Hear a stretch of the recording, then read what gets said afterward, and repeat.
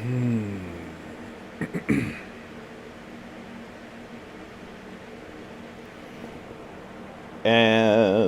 here we are, we're streaming now.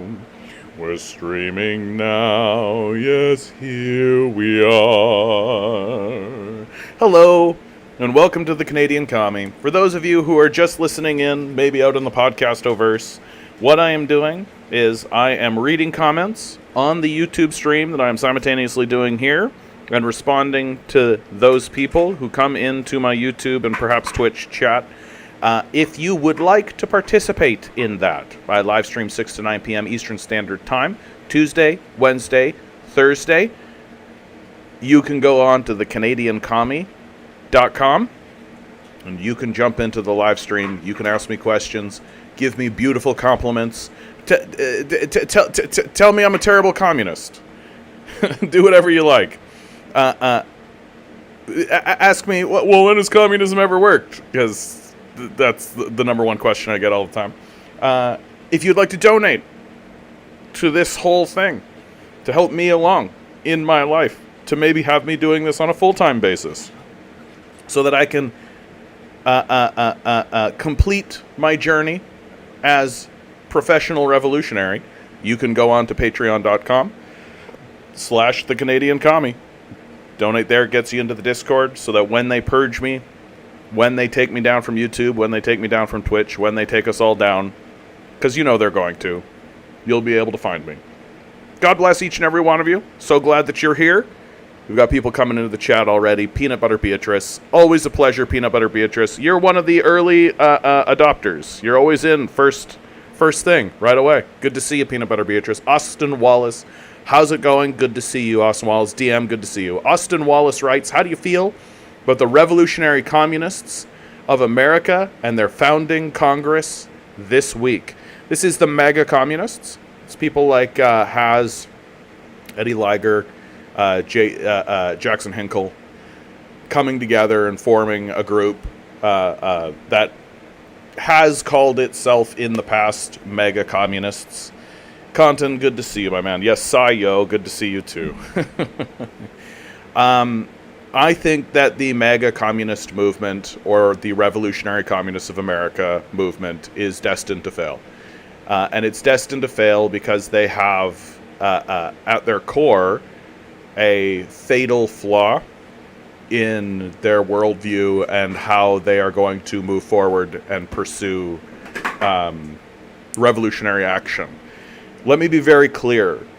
I think that people like Eddie, and even someone like Jackson, hold on, Austin is seeking clarification, just so we understand what we're talking about. He says, no, that's not the Mega Communists. They're part of the Revolutionary Communist International, just the American section. I think you might know a little bit more about this than I do, right?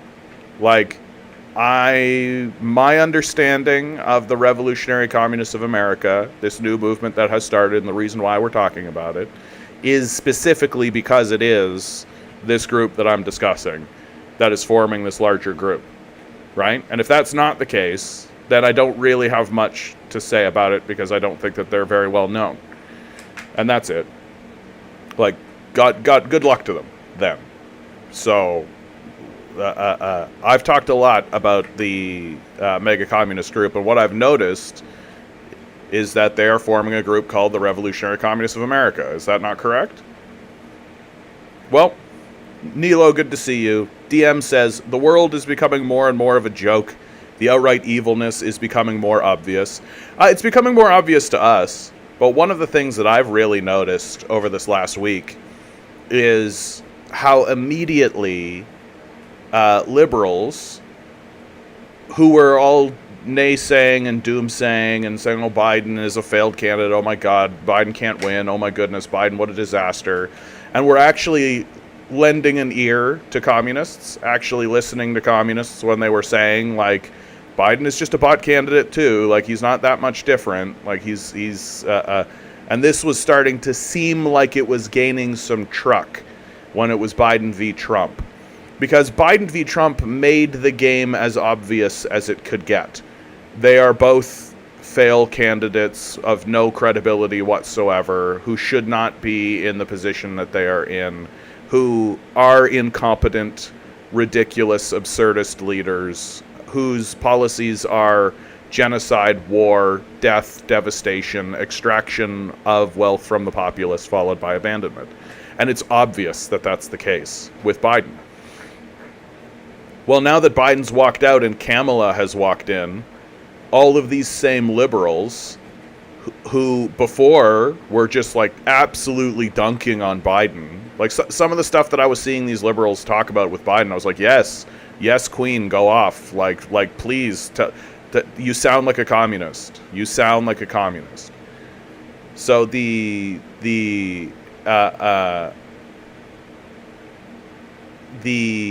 but now that it's Kamala, like I'm seeing people crying, being like, I feel hope again. I'm seeing people talking about like, oh, it's so different now. For God's sakes, like Kamala Harris is going on Jimmy Fallon's show, and everybody's like, woo, yeah, yes, Queen, woo, yeah. Like she's somehow different. That what it has reminded me, and what is obvious to me, is that for huge sections of the American populace, massive sections of the American populace, politics is literally skin deep and nothing else.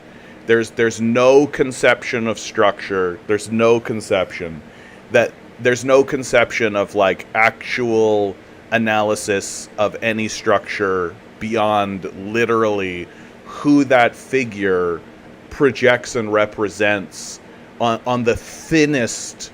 It's not even appropriate to really call it cultural, right? It's just the thinnest pretense of having some kind of moral, like the appearance of projecting a more moral image. That Kamala Harris, a black woman, projects a cleaner moral image out into the world in the minds of the people who are excited to see her than Donald Trump does. That Donald Trump is a boorish, crass federal criminal. They'll always remind you of this. He's the only presidential candidate in history who's also a federal convicted criminal. White billionaire man, right? And Kamala Harris, like, she's worked for the country her entire life. She was the prosecutor for the state. And here she is, a black woman. Think about the historical precedent and all this kind of stuff.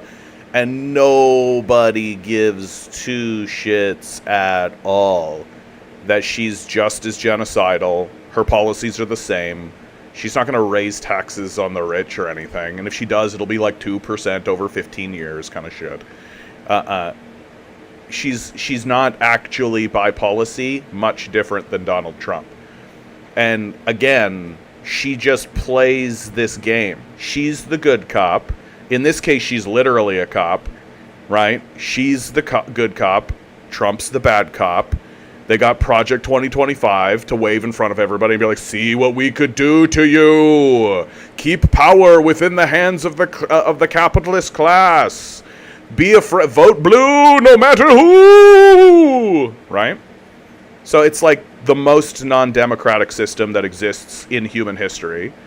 Outside of literally just a guy with a gun shooting people and being like, do what I say. It's a pretend democracy. And what we're seeing with Kamala Harris is exactly how gullible liberals are and how gullible they think everybody else is. And what they are frustrated by, mainly, when they encounter people who are not as gullible as them, is exactly that we are not as gullible as they are. That their argument basically is, why aren't you as gullible as me? Aren't you going to fall for the same trick that Obama did to us? Aren't you going to fall for the same trick over and over and over again like me? I'm gullible. I'm buying into this idea. Why don't you? And that's basically what it comes down to.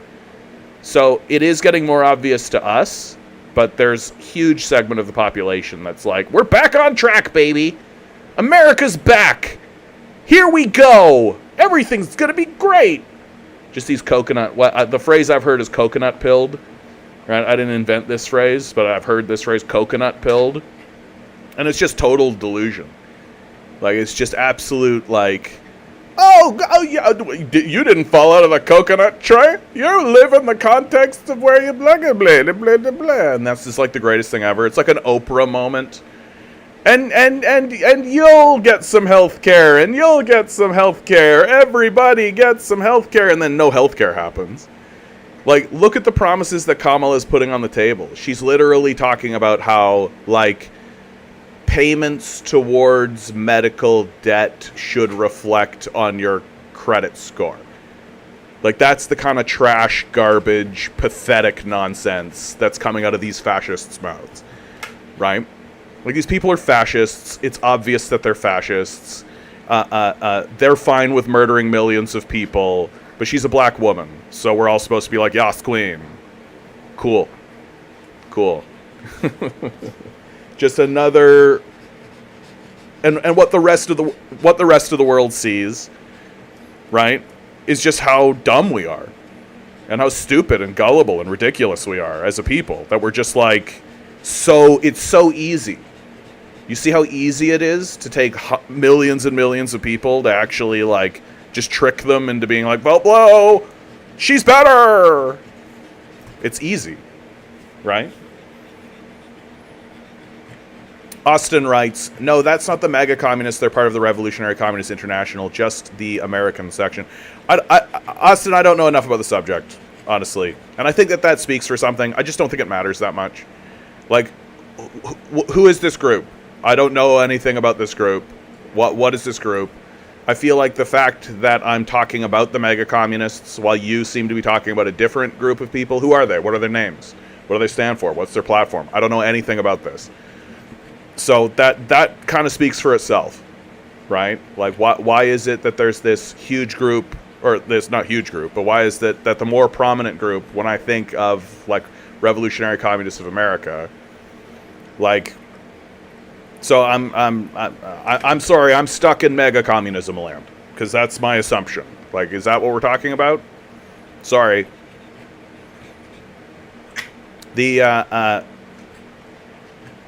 Now that I'm actually thinking about it, I wonder if there is an affiliation here with the Revolutionary Communists. Because the Revolutionary Communist Party here in Canada just announced itself not that long ago. They're a Trotskyist organization that I organize with.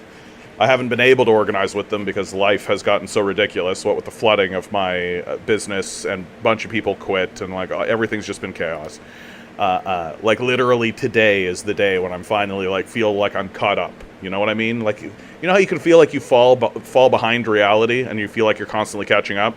Today is literally the day that I feel like I finally caught up.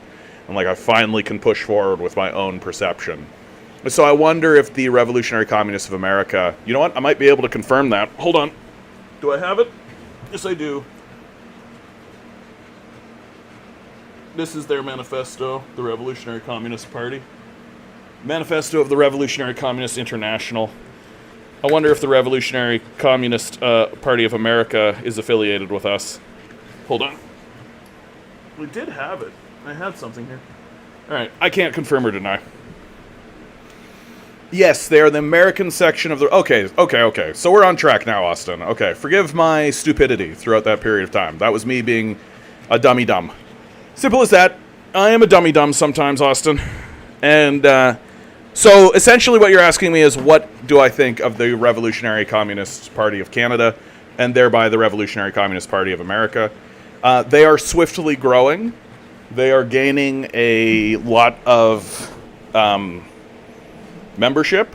They're the fastest growing group around me, no doubt. I think there's a lot of positive energy around them. I also think that they have a tradition of being Trotskyist, but that I think that at least the leadership that I'm speaking with, they don't seem to be fundamentalists about it. And that, to me, is what is going to make or break them as an organization. That if they get themselves into this mindset that they need to be fundamentalists about their Trotskyist position, and that they need to maintain purity within the party, then it's dead on its feet. And it's just going to completely die. And I've said as much to them. I don't hold back on this. I think that if they start to present themselves in a fundamentalist mindset, that they're finished. That it is inevitable that the party will destroy itself from within. They'll destroy themselves from within with 1% of popular support if they hold a fundamentalist position. And I don't get the sense from them that they do have a fundamentalist position. I think that they are very aware of what can happen to a party internally, and they are very aware of the internal fractures that can occur. And that what is required, because the new electorate, the new people who are coming into politics are kids. And I personally have seen... Hold on one second.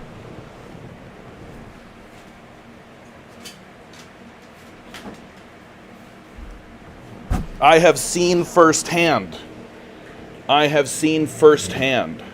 parties destroy themselves from within, specifically on this issue.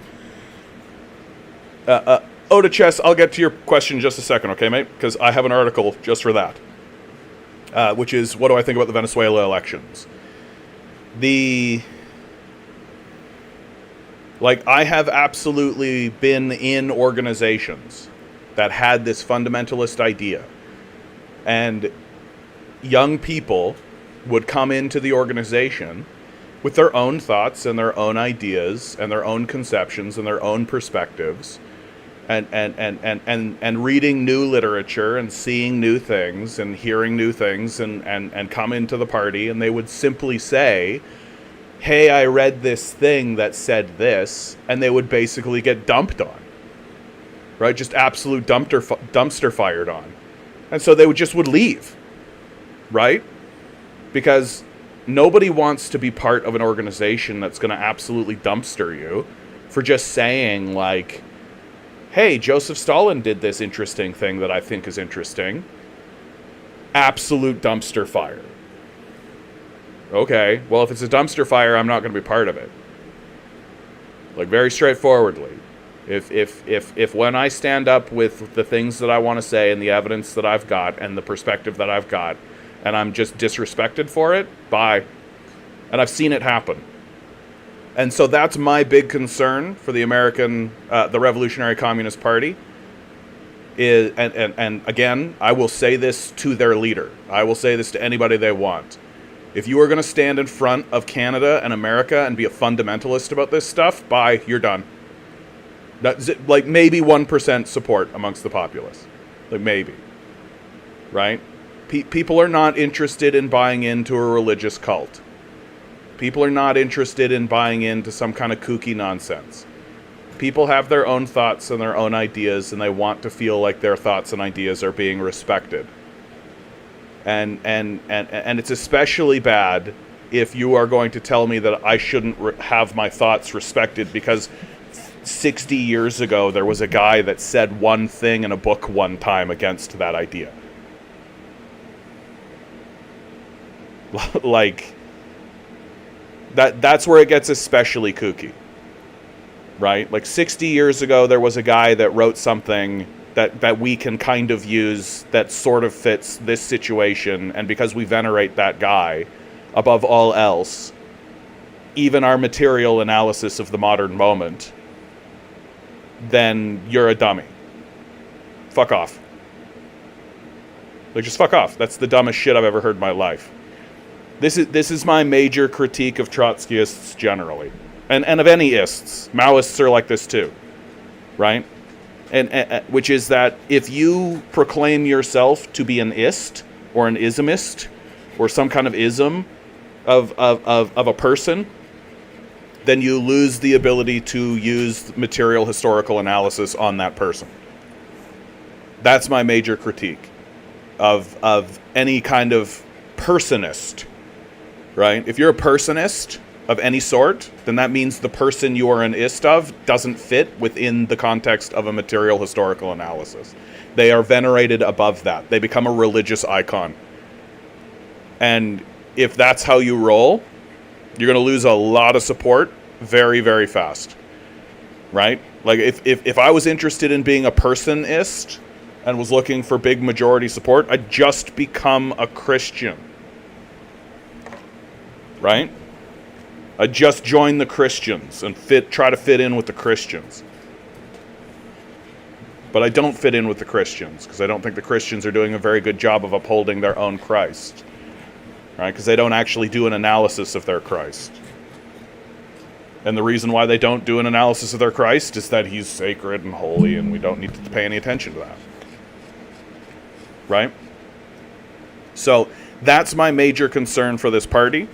I think that if they can hold off on fundamentalist views, focus on material analysis, focused on a material historical analysis, and be honest about the material historical analysis while throwing their fundamentalism off of themselves, they got a shot. But like, once you fall into the fundamentalist mindset, it is extremely difficult to get out of it. It is extremely, extremely difficult to get out of it. And that fundamentalist mindset can just taint everything. It just taints everything it touches. Like, I've literally seen people say that because Mao received foreign aid from Joseph Stalin, that makes Mao a Stalinist. Just trash. Just an absolute trash perspective. Take that idea and throw it right into the dustbin of history. Like, just an absolute dreck position. But we're selling books that say that. Okay. Unserious. Deeply, deeply unserious. And I think people can see through it now. People can really see through it. Like, they know the difference between like a kooky religious ideology and a group of people that are actually trying to find solutions. Like, what is it this party is trying to achieve? Are we trying to feed the hungry? Are we trying to shelter the poor? Are we trying to Are we trying to let workers take control of the means of production? Are we trying to build a revolutionary movement? Or are we just trying to build a statue of Trotsky on top of the Parliament building? Which one are we trying to actually do? And I think this party is going to have to make that choice. I feel like they have made that choice. It seems that way, but my skepticism is very high. I'm keeping my eyes very open to this, because the moment I see any kind of fundamentalism, I'm just like, bye-bye. Chop, chop, chop, chop, goodbye, chop, chop, chop, chop. Like, hating someone on principle is always a bad position. There is no worse position than hating someone on principle, right? Just, this person stands against that person, so I've chosen my side. I cannot think of a worse way to operate in the world than just being like, oh, that type of person, oh, you like that person, then I hate you on principle. Yikes. Yikes, yikes, yikes, yikes, yikes, yikes, yikes, yikes. Because it's a non-rational position. It's a non-rational position. And it's obviously a non-rational position. And most politics today sort of operates that way. Oh, you're red? Then I hate you because I'm blue. Right? Like that, and that's it. So my hope is that they maintain... My hope is that this sort of appearance of non-fundamentalism that they're projecting into the world is more than just a projection. That it is them looking at each other and being like, okay, we have come to communism through this Trotskyist path, and we want to uphold that. I don't begrudge them for that. They like Trotsky. Super cool, right? That's fine. You can like Trotsky all you want. But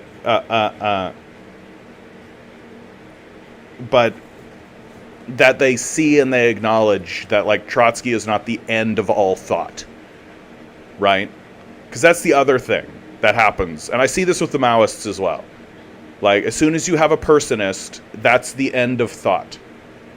That no thought can exist beyond it. And if you even bring another person who isn't even in the wheelhouse, who they don't even hate, it doesn't need to be like Deng to Mao or just somebody, right? Then immediately that person that you're bringing forward who wrote that thing is diminished and less important. And you're constantly having it to fit in with their guy. I'm just not here for that. I'm interested in reading everything. I'm interested in learning everything. I want to know more from what everybody had to say. That's what I'm interested in. And so that, I think, is my full take about the Revolutionary Communist Party, is that they are growing swiftly. I think all of my interactions with them show me that they are intelligent, well-meant, strong-willed, strong-principled people who have their heads in the right place, who understand where they stand in the society, who understand how the system of capital is going to decay and what direction it's going to take, who believe that they have solutions, who believe that they have a plan for how to move the society forward in a decaying capitalist system.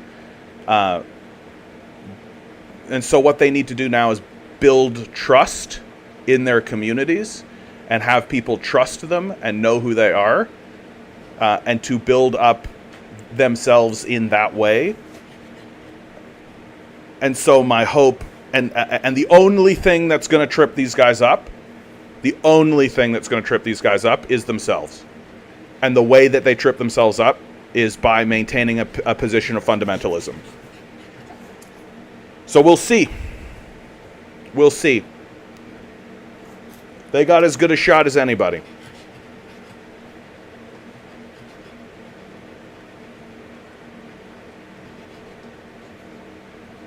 Good to see you, Exhale.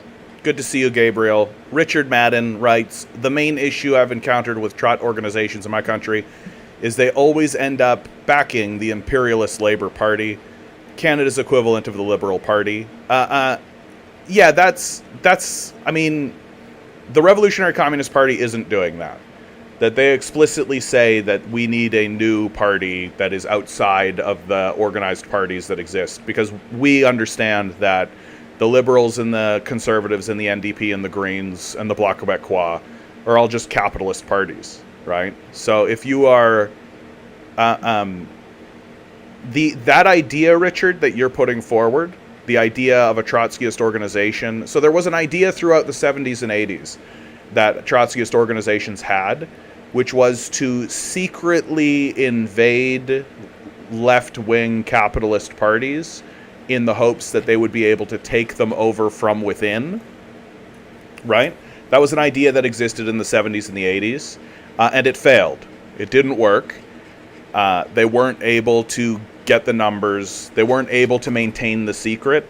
To me, that's why it was a bad idea, right? Is that you're not going to be able to maintain that secret. Like, no, you're not able to go into a party secretively and maintain a big secret coalition secretively forever. Like, that's not going to happen, right? And as soon as the coalition is sniffed out, then and the cover is revealed and everything's, then you end up looking like an asshole, right? Because you went in there thinking that everyone was so fucking stupid that they weren't going to be able to sniff out this secret coalition that you were bringing in. And so everybody's just going to roll their eyes at you and think that you're a dummy. And that's basically what happened, right? And so what you have now, though, is you have Trotskyist organizations who had followed that plan and followed that idea, and they're still trying to do it even after the jig is up, right? So even after it happen, even after the game is up, this is a big reason why I think communist organizations have not really been finding any truck, right? It's because their strategies are bad, and again, I think the Revolutionary Communist Party has a good strategy and a good idea as to what they're up to. And it's not to dead end themselves into electoral politics. Odra Chess says Revolutionary Communist Party in Canada, you mean? Yeah. I'm in Canada, right? I'm the Canadian commie, so I'm talking about the Revolutionary Communist Party in Canada, and there is an affiliate in the United States as well. And everything I just said, by the way, is just sort of from my experience here in Canada. I don't know what's going on in the United States, in this regard. So for all I know, the United States is like full blown. You must worship. You must spill blood for the Trotsky god or something, right? So. But like the very fact that there is all of this sort of concern around Trotskyists should really tell everybody something. It should really be like, oh, okay, like there's this big long history of turmoil, and it's this big long history of turmoil that I look at and go, why does this need to exist? What is this turmoil for? What have we gained from any of this turmoil? Turmoil for what? To achieve what? For what goal? What have we achieved? What have we accomplished? Because it looks like the answer to that is nothing. Odrachess says, what about the Communist Party of Canada? Oh, the Communist Party of Canada. Old people with old perspectives, right? Like who have kind of been keeping up the torch. But again, what I've been talking about with this, like this, you got to think about how it is to be a young person trying to get involved with these organizations at this point. Like the Communist Party of Canada has been around for a long time, and the old people who run this party have been doing it for a long, long time, and so they feel like they've got like a position, right? They feel like they've got a good handle on what the positions actually are. And you got to really think about what it's like to be a young person coming into these organizations, right? That young people want to see action, and they want to see activity, and they want to see motion, and they want to do things, and they want to be involved, and they want to speak and be heard and listened to, right? But these parties, and the Communist Party of Canada is just like this, literally shut these people down, like harshly. Like I personally have been screamed at by leadership. You understand? Like screamed at. Like you're not going to build a coalition that way. That's not going to happen, right? If we can't have discussions about positions in a manner that is at all rational, if you're just going to scream at me, then we're good. I don't think you're capable of governing. I'm not going to make you the leader of anything. And I'm not going to be part of your party. And I think that's more or less what's happening across the board. And pick any communist organization, anything you like. That's more or less what's happening across the board. Because at the end of the day, these guys aren't actually interested in building a coalition. They're interested in maintaining the purity of their perspective of Marxism. It's as classic as it gets, right? It's absolutely classic. It's just classic leftist communist behavior, right? That like these guys, what they'll do is they'll read something like Lenin, right? They'll read Lenin's work, or they'll read something, and they'll see how Lenin spoke, and they'll see how Lenin acted, right? And they'll think to themselves, and the way Lenin spoke and the way Lenin acted, right, was that he was extremely critical, right? He was very principled in his positions. He stuck to his guns most of the time. He didn't seem to be very flexible in a lot of cases.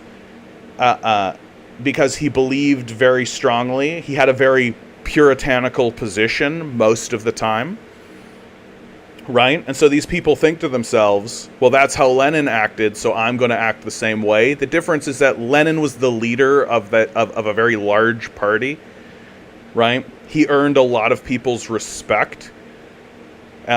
He had respect. He had proven himself to everyone. He had gained their trust, right? He had put the work in. He had built the coalition. people believed in what he was doing and had faith in the things that he actually had to say in the first place.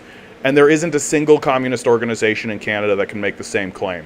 And there isn't a single person in any of these organizations that can make the same claim. Nobody has anybody's trust. Nobody trusts these people. Nobody trusts the Revolutionary Communist Party. Nobody trusts the Communist Party of Canada. Nobody trusts any of these people. But why should they? Right? And the moment you show up and the moment you start saying like, you know what? I don't trust these capitalist parties. I don't trust the Liberal Party, the Conservative Party, the Republicans, the Democrats, whatever. Right? The moment you think to yourself, I don't trust these guys, let's see who else I can fish around for. Who else can I trust? And the moment you step into the organization, you get screamed at for not completely 100% towing the line, drinking the Kool-Aid, bowing the head, and saying, yes, that's correct. Bye. Like, you're nuts. You don't have my respect. Right? And I feel like that point, this point that I'm talking about right now, is so ubiquitous. It's across everything. Right? I was talking about the Mega Communists not that long ago, right? And the Mega Communist position literally is ignore everybody except straight white men, and then after the revolution we won't ignore these people anymore. Yeah, good luck with that, bud. Right? That for some reason these organizations don't think that you have to gain people's trust. That the trust is taken for granted. Like, you absolutely have to gain people's trust. You absolutely have to convince people that you are trustworthy. You absolutely have to convince people that you are intelligent. You absolutely have to convince people that your perspective is correct. You absolutely have to convince people that you are stable enough to govern. You absolutely have to do this. And you're not going to do that by screaming at people when they come into your organization with a position that is like literally 0.2% off of your position. Like, and definitely it's not a good look when it's like we're gonna pick a guy and we're just gonna absolutely go down the rabbit hole with this guy no matter what. Like, no matter what. Not the best look ever. So this is sort of my position on all communist organizations that exist right now. They're all like this. And it's a huge reason why communist movements die. It's a huge reason why they can't gain any trust. It's a huge reason why people hate them. And yet they keep doing it. And I think it's because at the end of the day, they would rather be right than rule. And they would rather be right in whatever position they believe is right. So they're religious fanatics. So they'd rather hold on to their religious ideology than use Marxist-Leninism as a scientific inquiry in order to actually gain power and govern. Real simple. Real simple, straightforward stuff. Margaret Mansell, good to see you. Yeah, screaming doesn't sound very democratic. Yeah, one would think. Eggs D, good to see you, my man. John, the issue with ultras I see has always been that they want their cake and eat it all the same time. I mean, ultras, I just don't think ultras are very serious, honestly. Like being like super far left, you're just sort of detached from like, they're not actually interested in what's in front of them. They're interested in whatever vision they have, right? Like, it's the definition of a religious ideology, right? Like that instead of dealing with what's in front of you and taking with what's in front of you, using a material historical analysis, saying this is what's in front of us, we have to deal with what's in front of us, right? Instead of that, they're just like, no, but this magical dream that exists off in left field over here, we should just do that. We'll just do it. Just do the thing. What's the problem? Everybody should just agree to do the thing. Okay, champ. We'll get right on that. Eggs D writes, didn't we just read an article a while ago showing Canada is one of the least class-conscious societies in the world? Yeah. And so if you're dealing with a country where the primary goal should be raising people's class consciousness, well, then screaming at them is not a good way of going about it. Yeah, we haven't even gotten people on board with class consciousness, and you already want to go re-Stalin, re-Dang, re. Yeah. And like, people don't really even know who these people are, right? Like, they don't really even know who Deng, like, nobody knows who Deng is, right? Absolutely 0% of anybody knows who Deng is. And like, when you launch into this huge diatribe about like the betrayal of the revolution and like the betrayal, like all this kind of stuff, you're just like bringing up all your skeletons and just dumping them on everybody. People are just like, I don't want to deal with this. I'm just not interested in this. I want my kids to have a good life. I want them to be able to go to college. All right. I want them to be able to go to university. I want them to have health care. Like, who the fuck gives a shit about Stalin? What the fuck are we talking about Stalin for? You know? It's just like, please, can we focus on what's in front of us? Yeah, did they even ask you why you had that 0.2% variance? No, of course not. Why would they do that? Lawnmower Man, I've never met another American in person that could even define Trotskyism. Honestly, I'm not sure I could accurately break down Dem socks. Suck Dems? I don't know what that is even. Ultras, Maoists, MLMs, Trots, Dangus, etc. I mean, I could do that all for you right now. Right?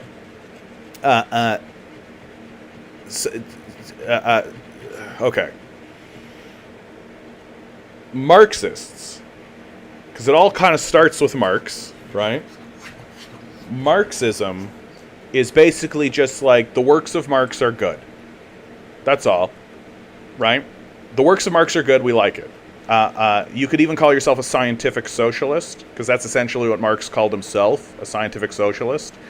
Basically using a historical material analysis, you know, basing your opinions on what's real, basing your opinions on what happened in history, leading up to the moment you're in, and the material conditions that actually exists and is real. Donald, good to see you, by the way. And so that's essentially, in a nutshell, Marxism, right? Then Marxist-Leninism is generally accepted as a worldview because Lenin took the works of Marx and then applied it to a revolutionary project that Marx didn't really actually offer a lot by way of, how do you actually do a revolution? What are you actually supposed to do after the revolution happened? What is it? What does the project actually look like? Right? Even in theory. Right? Even in theory. And so Lenin is really the first guy to sit down and say, here is some revolutionary theory. Here is some stuff that we can pursue. The state and revolution, what is to be done, right? And during this period of time, the question of, do we need to have a revolution, or can we pursue electoral politics to seek reform through the system, arises. And I think it's a credible conversation to have. I don't hate the fact that the conversation happened, but I think the proof has kind of shown itself to be in the pudding, which is that the people who say we can pursue electoralism, get people elected, have candidates, get people in positions of power, and they will enact social change through the electoral system. Those people are called social democrats, right? And social democrats are people like Bernie Sanders. Bernie Sanders would be a social democrat. Not necessarily a reformist, right? Although, because reformist sort of, like that's a label that gets put on people as like a subgenre, right? So you could have like a social democratic reformist, and you can have a Marxist-Leninist reformist, right? And you can have a Dengist reformist, right? So reformism is an act, not so much a thought, a belief, and so it's very rare to see someone call themselves, I'm a reformist, right? Like, that's usually not how that works. So I don't know what a suck dem is. I feel like this is something that is an internet term, so I don't think that's very serious. An ultra, near as I can tell, is essentially a leftist that goes way to the left, like super, super far to the left, and has no actual analysis, right? They have no actual analysis of a historical analysis. They seem to just be they seem to just mock people, mainly, and mock other leftists, mainly, from what I've seen. I don't think that they're very serious people. I take a look at them as kind of just not too much different than doomers, right? Like, where they just are like, well, it's like a person who says everything would be fine if we all just acted the way that I think we should act, and you're not acting the way that I think you should act, so it's a lost cause. And so they just spend their whole time not trying to convince anybody of anything, but making fun of other people. So they are unserious by their very definition, it seems to me. So a Trotskyist would be somebody who takes a look at the works of Trotsky and then venerates the works of Trotsky to the same level that they would venerate or elevate is a better word to use than venerate. Elevate the works of Lenin, right? Which, incidentally, I don't think is a bad thing to do. Trotsky was extremely well written. He was obviously very intelligent. He wrote a lot. He wrote about fascism. He wrote about revolution. He was one of the major leaders during the revolutionary period in Russia. No doubt, right? No doubt. Like, reading the works of Trotsky is a good idea. The trouble with Trotsky is that Trotskyists generally define themselves as an antagonist to what gets called the Marxist-Leninist position, because Marxist-Leninists, in Trotskyist perception, are Stalinists. There is no such thing as a Stalinist. Stalin called himself a Marxist-Leninist. He did not put forward an ideology called Stalinism at any point during his life. He called himself a Marxist-Leninist. It's Trotskyists that call people Stalinists, and they do so in a derogatory manner because of the conflict that existed between Trotsky and Stalin. Where Lenin died, Trotsky felt like he was the guy that was supposed to take over after Lenin's death, and Stalin had other ideas, and Stalin and the people around him organized together to push Trotsky out, basically. And the Trotskyists have taken that very personally. Meanwhile, I look at it and I go, looks like basic politics to me, baby. Like, looks like some pretty straightforward politics happened there. And so instead of analyzing Stalin from the position of a Marxist-Leninist or the position of a scientific socialist, where you use historical analysis in order to determine things, where you could even say, like, bit unfortunate, right? Okay. Right? Instead of that, I'm supposed to treat Stalin like a demon. Every little tiny itsy bitsy little thing he did was demonic. Nothing positive is ever to be said of Stalin, and if you say anything positive about Stalin, you get pushed out of the organization. Right? So no historical material analysis is permitted. And of course, it's inverted with Trotsky, right? That Trotsky is perfect. He's obviously a god. You can't say anything negative about him, even though there are obvious negative things to say about Trotsky, right? Like, the guy literally would show up to meetings and read books through the meeting and say things like, I shouldn't trouble myself with such trivial matters.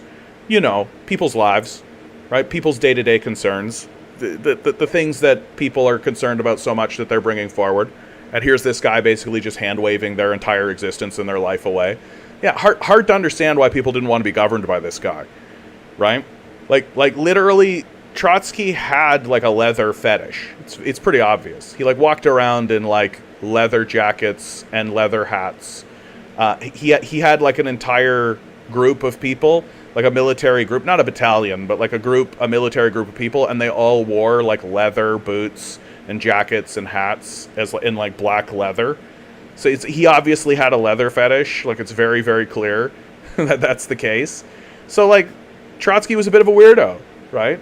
But if you like worship him, if you think that Trotsky's the only guy that matters, then you're gonna just have those rose-colored glasses on, right? And if you've got rose-colored glasses on, then you never see the red flags. You just see a bunch of flags.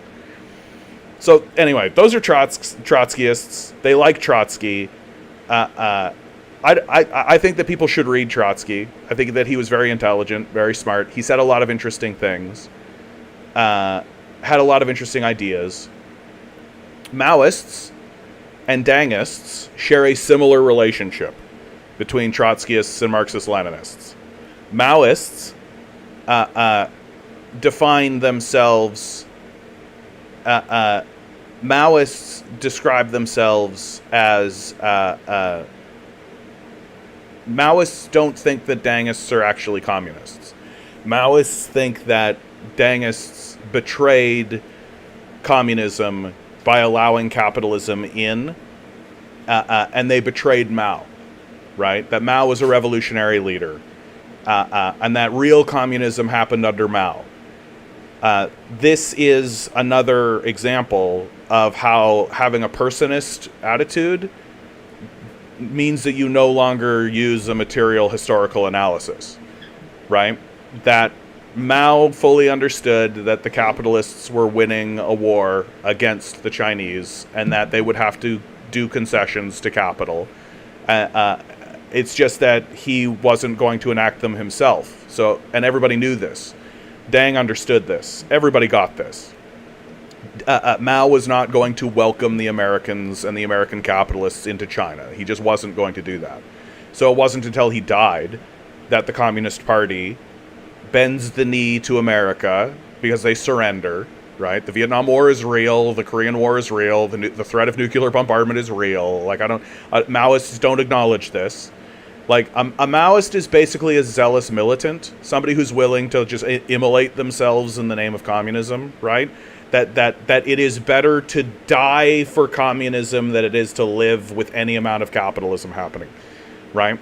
It's not a very serious position that I can hold, but it's a position that people do hold. And then the people who call themselves Dangists only really call themselves, and it's the same kind of situation, the same kind of position, right? Nobody who is called a Dangist calls themselves a Dangist, right? They call themselves a communist. It's the Maoists that call them Dangists, and they call them Dangists because you betrayed Mao. Meanwhile, the Dangists, just like the quote-unquote Stalinists, are basically like, look, material conditions exist. Maybe we should use scientific socialism to analyze our material conditions and have serious discussions about this. And I don't give a shit if the path that we have to move down as a people is a betrayal of this guy that you like. Like, sorry that reality exists. Like, sorry. sorry. Like, sorry that we have to move forward, right? Like, I don't think it's healthy for us to maintain these guys as, like, gods in the discourse. And yet that's exactly what seems to happen. So that's a swift breakdown of all of those different kinds of isms that exist amongst the left. And that you've got your Maoists, your Dangists, your Trotskyists, your nobody's a Stalinist, your Marxist-Leninists, your scientific socialists, your social democrats, right? And all of those positions, I think, are reasonable to one degree or another, right? Like, it's reasonable to read Trotsky and think to yourself, I like this guy, right? But just like anything else in the world, the moment you become a fundamentalist about it, the moment you're like, it must be this way or else it's betrayal, then you're not really in the conversation in a serious way, right? Not really. And people sniff that shit out pretty fast. Where is Bernie Sanders in the spectrum? Bernie Sanders is a social democrat.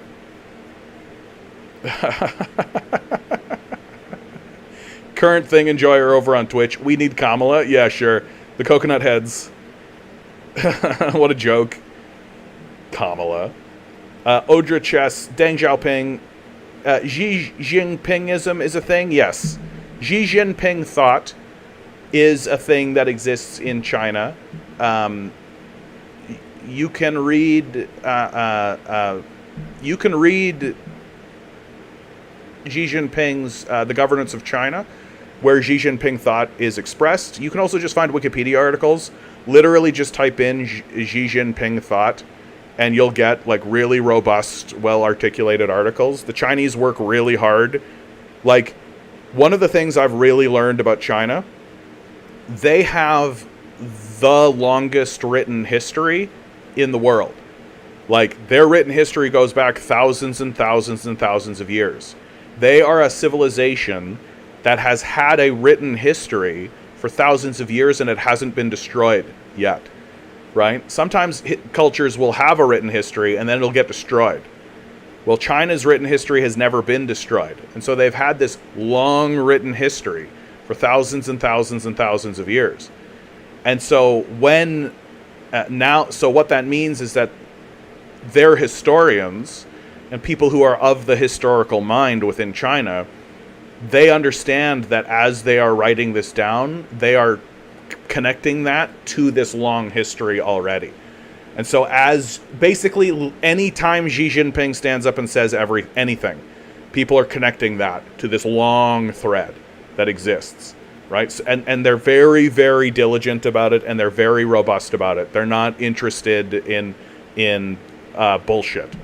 They're not interested in your like weird positions or your weird ideological ideas. They want to know what was said, who said what to who.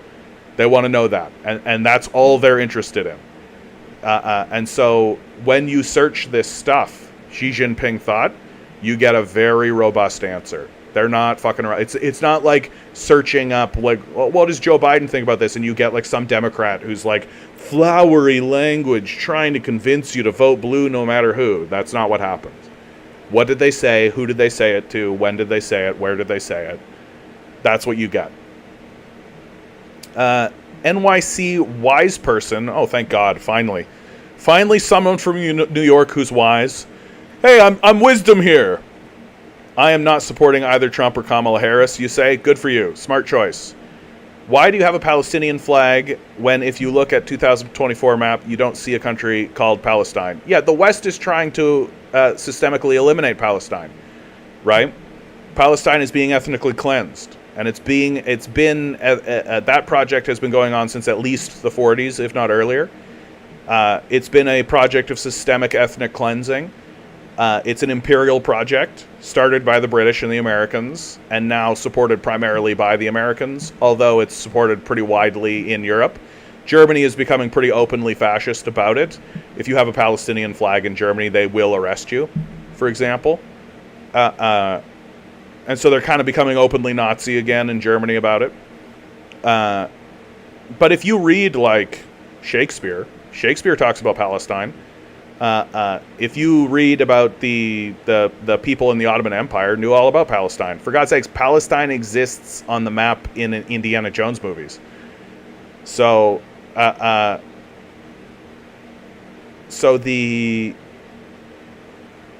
reason why I care about it is because I don't think that we should be ethnically cleansing a country.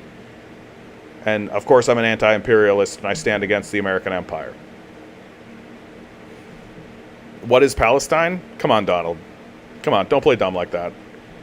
Odra Chess says you like Nom Chomsky. Nom Chomsky was very useful for me as like an early leftist. He's an extremely astute critic of the American empire. I also don't think that Noam Chomsky has solutions. So I think that like Karl Marx, Noam Chomsky really laid a foundation of thought, but then basically says the rest is up to you. And so I think that if all you ever read was Noam Chomsky, you would get a pretty healthy disrespect for the American empire, and you would be pretty aware of the existence of the American empire and how it would operate. But if all you ever read was Noam Chomsky, you would basically be like, vote blue no matter who. It's essentially the solution that he puts on the table. Current Thing Enjoyer writes, Kamala will save Palestine. Shut up. Embarrassing. Embarrassing. New York City wise person, there is no genocide. Just read. Okay. So, no Nazis in the chat, okay. I have a very strong no-Nazi position.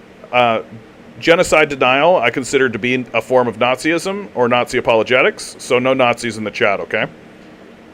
Maybe grow up and learn something. Get the fuck out of here, you little creepy Nazi. Fucking weirdos.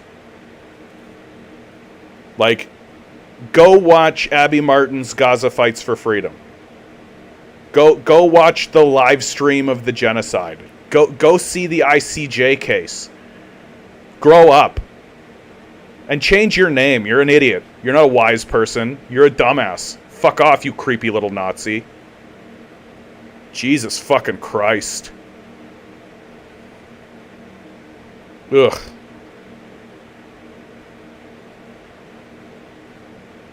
Donald writes, Trotsky was against Stalin killing of opposition. So, when did that happen? When did Stalin kill opposition? When did that happen?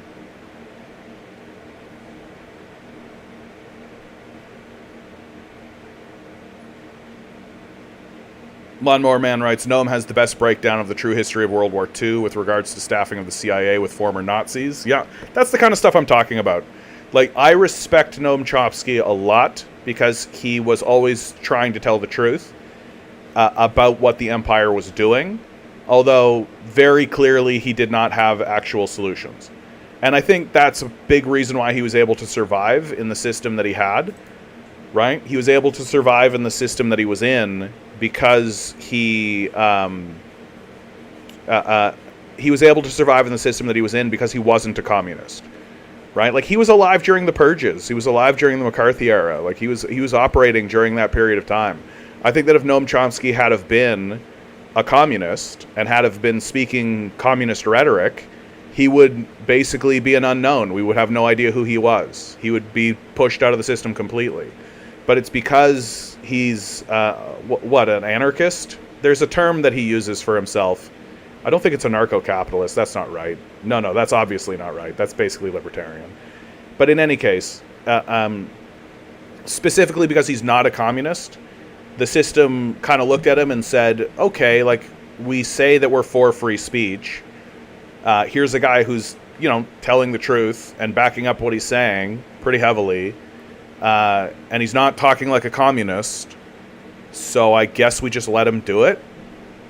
Like, we don't promote him, but we don't purge him, right? And that's essentially why Noam Chomsky is in the position that he's in.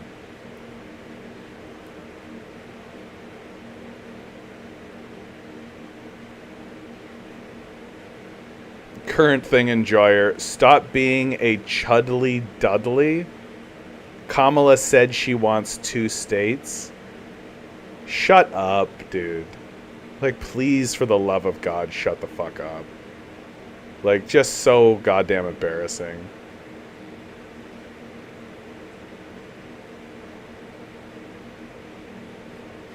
Ella the Loving Gay says, the only thing that pisses me off is the Soviet flag is backwards. The reason why there's 2 reasons why that's the case, Ella, is that I have reversed the video so that when I point this way, I point at the screen. You see what I'm doing? Or if I look at the screen over here, right, it looks correct. Whereas before, when I did this, it was actually pointing the other way. So I would like point that way, but then it would look like I was pointing this way. So I inverted it so that it was a cleaner experience, so that I could be like, look here. Well, look what it says right here, right? You see what it says right here, and then I could go down and like have that kind of experience. Also, flipping the flag like this makes it harder for the algorithm to pick it off, and that's very straightforward. Just, I don't want the algorithm to pick it off and deprioritize me in the algorithm, because it's programmed to do that.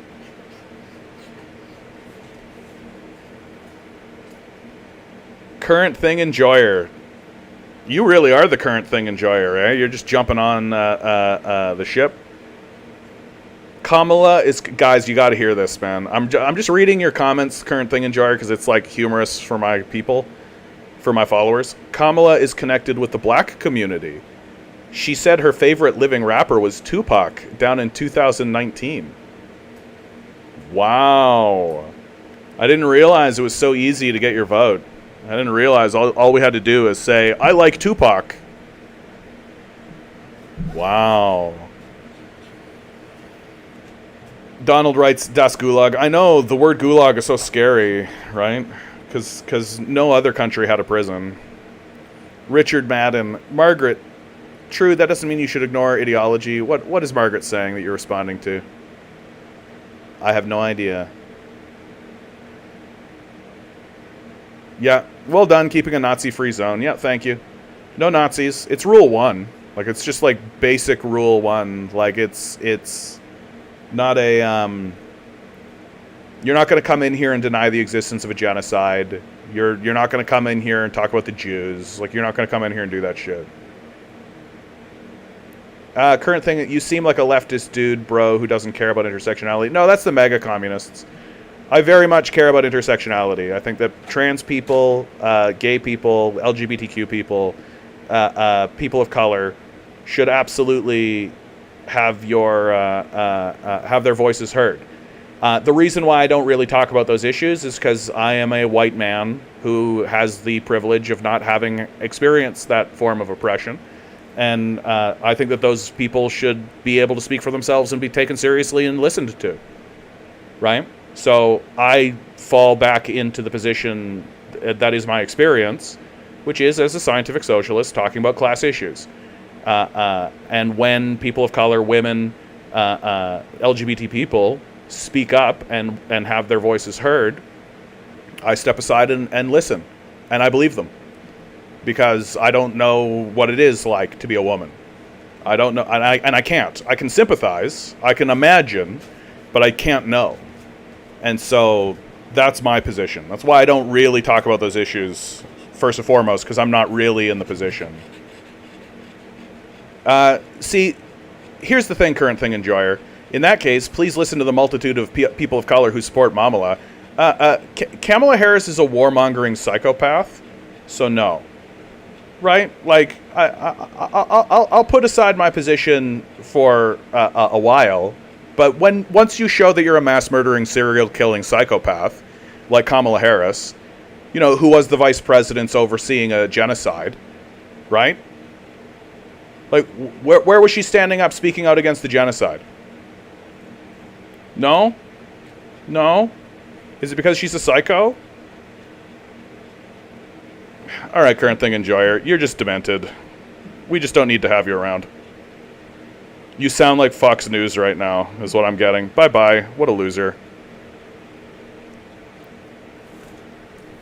Rule number 3 is you have to be able to look at evidence and see evidence. Right? And if you can't understand that Kamala Harris is a genocidal maniac, you're too stupid to talk to. You understand? So I don't let Nazis in here to talk to me, for obvious reasons, right? I don't let people who are rude to me, so Chudley Wudley or whatever the fuck you're talking about, right? And then number 3, if you're not interested in evidence, if you're not interested in observing reality and seeing reality for what it is, then get the fuck out of here, right? Kamala Harris is a psychopath. She's just as bad as Donald Trump, right? She's just as bad as Donald Trump. I would actually argue that she might even be worse than Donald Trump. And the reason why she's worse than Donald Trump is because Donald Trump isn't pretending, right? You're just a sucker who believes everything you're told by Democrats. That's all. What has she done? Literally the vice president during a genocide. I don't know what more you need. I mean, if you want to take a look at her life beforehand, she got really put to the mat by Tulsi Gabbard, right? Tulsi Gabbard just pointed out some very obvious things. Kamala Harris keeps people in prison for the benefit of her private owners, right? Private prisons ask Kamala Harris to keep people in prison for prison labor purposes, and she says yes. She literally giggles about incarcerating people innocently. Like, she's not a good person. She's an overt, crazed, narcissistic psychopath in a very obvious 1 + 1 = 2 sort of way. She doesn't give a shit that genocide is happening on her watch. She's the vice president while it's happening. She cares about power, and she's going to wield power, right? That's all. She's just a militant nut job psycho like the rest of them. And somebody coming in here and saying, "You sound like Fox News right now," is so stuck in the blue-red dynamic that doesn't want to acknowledge that they're allies. The Republican and the Democrats are friends. They hang out. They like each other. They make deals together. They go to brunch together. They skip down the street holding each other's hands together. They like one another, right? That what you're watching is a good cop, bad cop arrangement that they've made for the system of capital in order to maintain power. And if you're not smart enough to see this, if you're still going to pretend like there actually is a choice and they are actually enemies, then you're too stupid to talk to. Get the fuck out of here. Okay, I have to use the bathroom. I will be right back.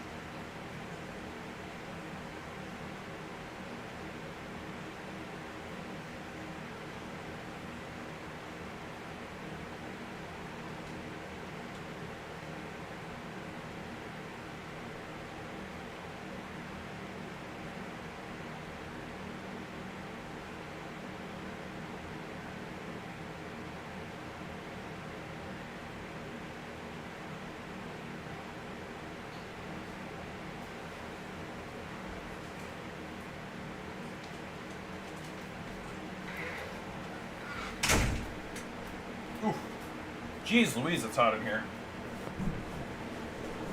Jeez Louise.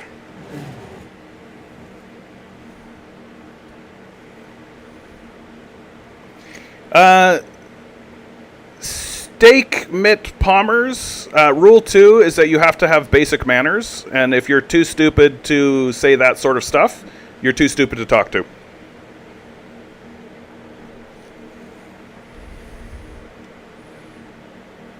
One more, man. Malcolm X, white liberals are the most dangerous thing in the Western Hemisphere. Yeah, well, I mean, they're snakes, right? They're snakes. That's what they are. They're,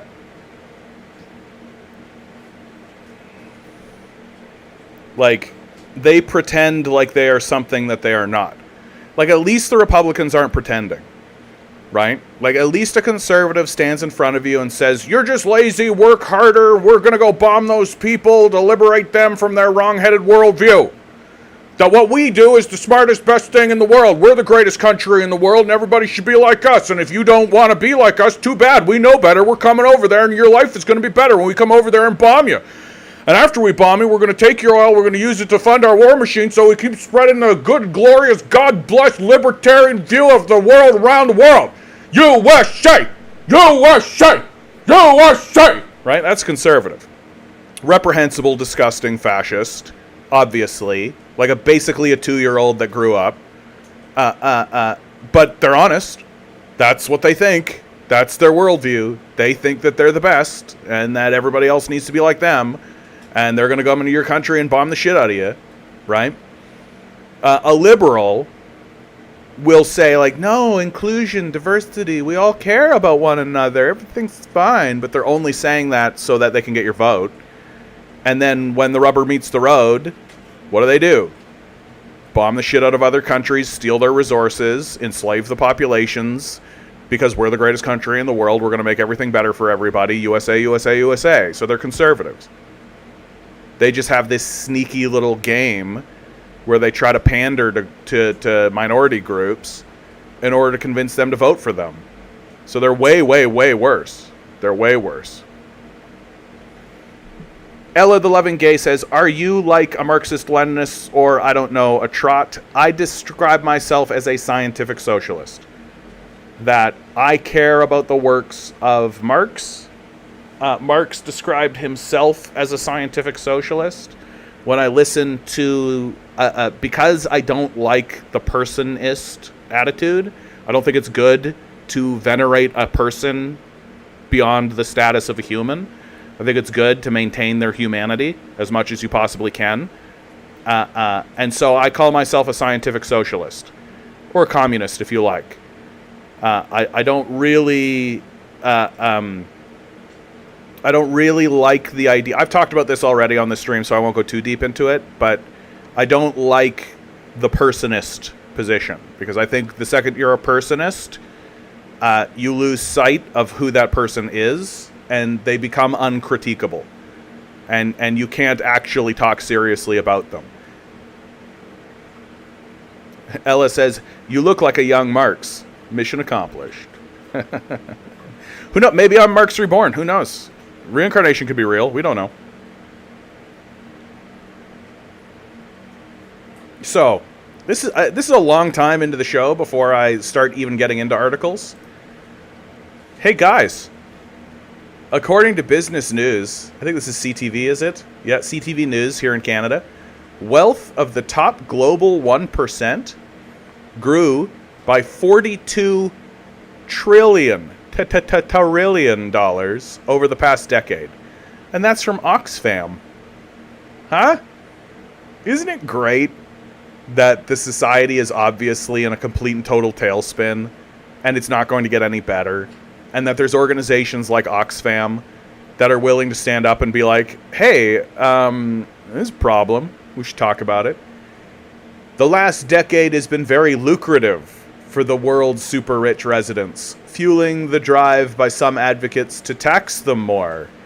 I mean, I would like to do more than tax them, but okay. The top 1% has seen its wealth soar by $42 trillion over the past decade, according to a new analysis by Oxfam International, which is being released ahead of the G20 finance ministers and central bank governors meeting in Brazil. That's nearly 34 times more than the bottom 50% of the global population. I'm going to read that line again. That's nearly 34 times more than the bottom 50% of the global population. Dun, dun, dun, dun, dun, dun, dun, dun, dun. We did it, everybody. We did it. We made the rich so rich that they're 36 times more wealthy than half the global population. The average net worth of the elite jumped by nearly $400,000 per person after adjusting for inflation, compared to $335 for the bottom half of residents. Inequality has reached obscene levels, and until now, governments have failed to protect people and the planet from its catastrophic effects, said Max Lawson, Oxfam Internationalist's head of inequality policy. The richest 1% of humanity continues to fill their pockets, while the rest are left to scrap for crumbs. I think he meant scrape for crumbs. Whatever. Oxfam regularly issues reports highlighting global inequality and pushes for changes to start evening the playing field.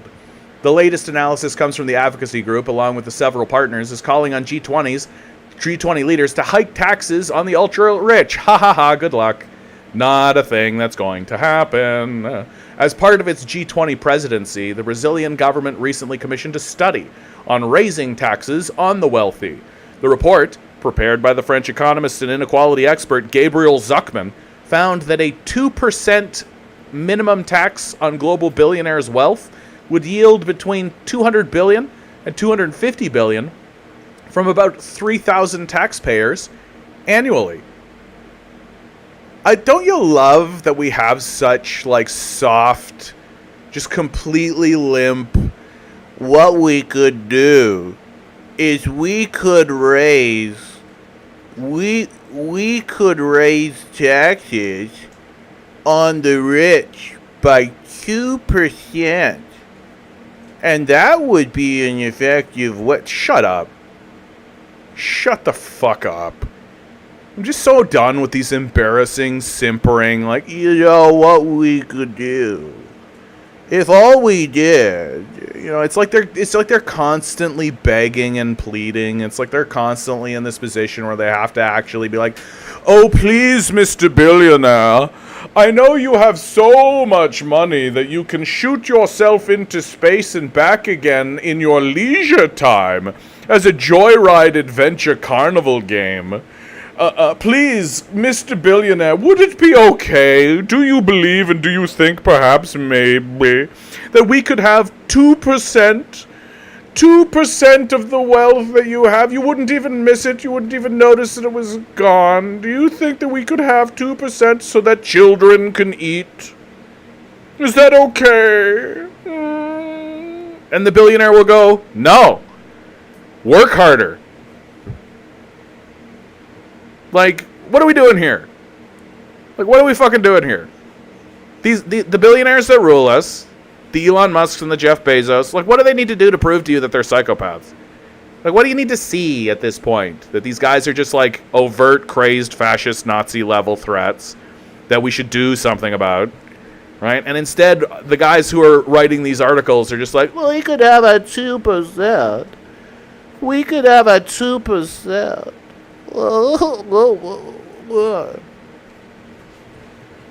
Donald asks, Donald, my man, have you not figured this out by now? Donald asks, no, but for real, who are you guys voting for, Kamala or Trump?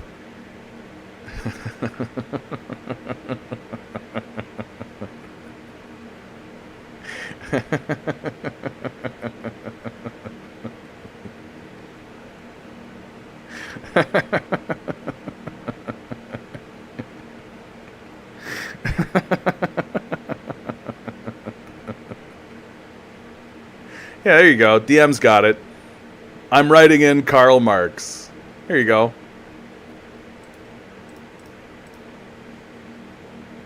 Even the Fraser Institute here in Canada. So, for those of you who don't know, right? And there's a lot of Americans in the chat, so it's unlikely that you guys are aware of the Fraser Institute. But the Fraser Institute is a neoliberal brain trust that has been wrong on everything it's ever said for the last 60 years. It is an institution that has done everything it possibly can to reduce Canada's living standards. And now here it is, commenting on the fruit of its labors. Fraser Institute, Canada's living standards are falling behind the rest of the developed world, which is exactly what we were trying to do the entire time. Right? To be fair to the illiterate morons at the Fraser Institute, they were suckered into sort of Milton Friedman-esque quote-unquote economics, just like all of us. They were suckered into sort of the neoliberal grift, just like everybody else. And because they're religious acolytes, and they're not actually scientists, they're not actually interested in learning anything about the subject they profess to be experts of. Right? So the people working at the Fraser Institute are essentially just a bunch of capitalist religious zealots who, if you stand up and say, hey, wait a minute, maybe there's a different way of thinking about economics outside of this absolutely fraudulent religious ideology you call neoliberalism that was put forward by total morons like Milton Friedman, they'll just hand wave you away. Because they're not interested in evidence or facts. They're not interested in knowing anything about logic or reason. They're not interested in expanding their worldview or reading or knowing anything about the subject. They just want to be daddy's good little boy and be a nice little economist and get their head patted. Right? They don't want to hear that, hey, this theory that you've been running on is actually ludicrous, childish, stupid. Only a baby would believe it. They want daddy to give them a little pat on the head, a little peck on the cheek, hand them $1 million and say, keep doing good work for daddy. That's all they have ever done. That's all they ever are. And they see their own personal success as proof that the system is working, right? Because while all of us have been abandoned, they get to be on daddy's good little boat. That's the Fraser Institute in a nutshell. I hope one day to be on a panel with these illiterate, clueless boobs who don't know the first thing about the subject that they're supposedly experts in. I can't wait until one of them gets flustered and is like, well, I have a degree in economics. I mean, cool, I have a degree in phrenology. It doesn't make me a scientist. This month, Deputy Prime Minister Chrystia Freeland proclaimed that Canada is the best country in the world. But it's a hard statement to square with the evidence. Oh, now we care about the evidence, Fraser Institute. Got it. Now we care about the evidence. Now that the system is collapsing, now that the wheels are coming off, right? The only reason they're talking about the evidence is because they want their conservative friends to come into power so they can act their religious ideology with more fervor. Canadians are getting poorer relative to their peers in many other countries, and our living standards are falling. Yeah, because of you, the Fraser Institute. This trend is expected to continue well into the future, unless our policymakers make significant changes. I can't wait to hear what the Fraser Institute thinks the significant changes needs to be. Let me guess. We need to cut taxes for the rich to incentivize innovation, right? We need to lower wages to incentivize competition in the labor market, right? Is that the kind of shit we're going to hear? Fraser Institute religious hacks? Economists often measure living standards by real gross domestic product per person. In other words, economists often measure living standards by a real gross domestic product per person. So we're using a measurement that the guy who created GDP told us not to use it for because we're religious zealots and we're total hacks and we don't know anything about the subject. Right? We don't know who invented GDP. We don't know why he invented it, nor do we know that he said not to use it in the way that we're using it right now because we're religious zealots and we're complete and total hacks. Got it, Fraser Institute. Thanks for playing. In other words, the inflation-adjusted monetary value of what a country produces in goods and services divided by its population. Because we don't do a class analysis here at the Fraser Institute. We don't understand that there are owners. We don't understand that the GDP goes to the ownership class almost exclusively, and that the wage class is a group of wage slaves that we give crumbs to and keep in poverty for the benefit of the ruling class. We don't do that here at the Fraser Institute. Why? Because we work for those people. Because we're putting forward a religious ideology that pretends to be a scientific analysis of the situation so that we can pretend like we know what's going on when in reality we're religious zealots. As noted in a new study published by the Fraser Institute, from 2002 to 2014, Canada's GDP per person growth roughly kept pace with the rest of the OECD. But from 2014 to 2022, the latest year of available comparable data, Canada's annual average growth rate declined sharply, ranking third lowest amongst 30 countries over that period. Consequently, in dollar terms, Canada's GDP per person increased only $1,325 during this time period, compared to the OECD average increase of $5,070. So this paragraph here is them essentially saying the only reason we care about this is because rich people are making less money, right? If you are using GDP as a measurement, you are fundamentally saying out loud in front of everybody, I don't care what happens to the poor or the middle class. I don't give a shit about the wage earners. I don't give a shit about the workers. I don't care about the proletariat. I don't even know what the word proletariat means. What you're saying out loud is, if I care about GDP, is I care about how much money rich people are making. Period, full stop. You care about nothing else. I only care about how much money the 5 people who own the nation make, and nothing else. That's essentially what they're saying here. It's the only reason they're throwing up a red flag, is because if it was the working class that was experiencing a shitty time, the Fraser Institute would be singing the praises. As long as rich people make money, that's all the Fraser Institute cares about, because, again, they're religious acolytes that defend a religious position of capitalism. They are clueless, illiterate boobs. Moreover, between 2014 and 2022, Canada's GDP per person declined from 80.4% to the U.S. level of 72.3%. Oh no! The rich people!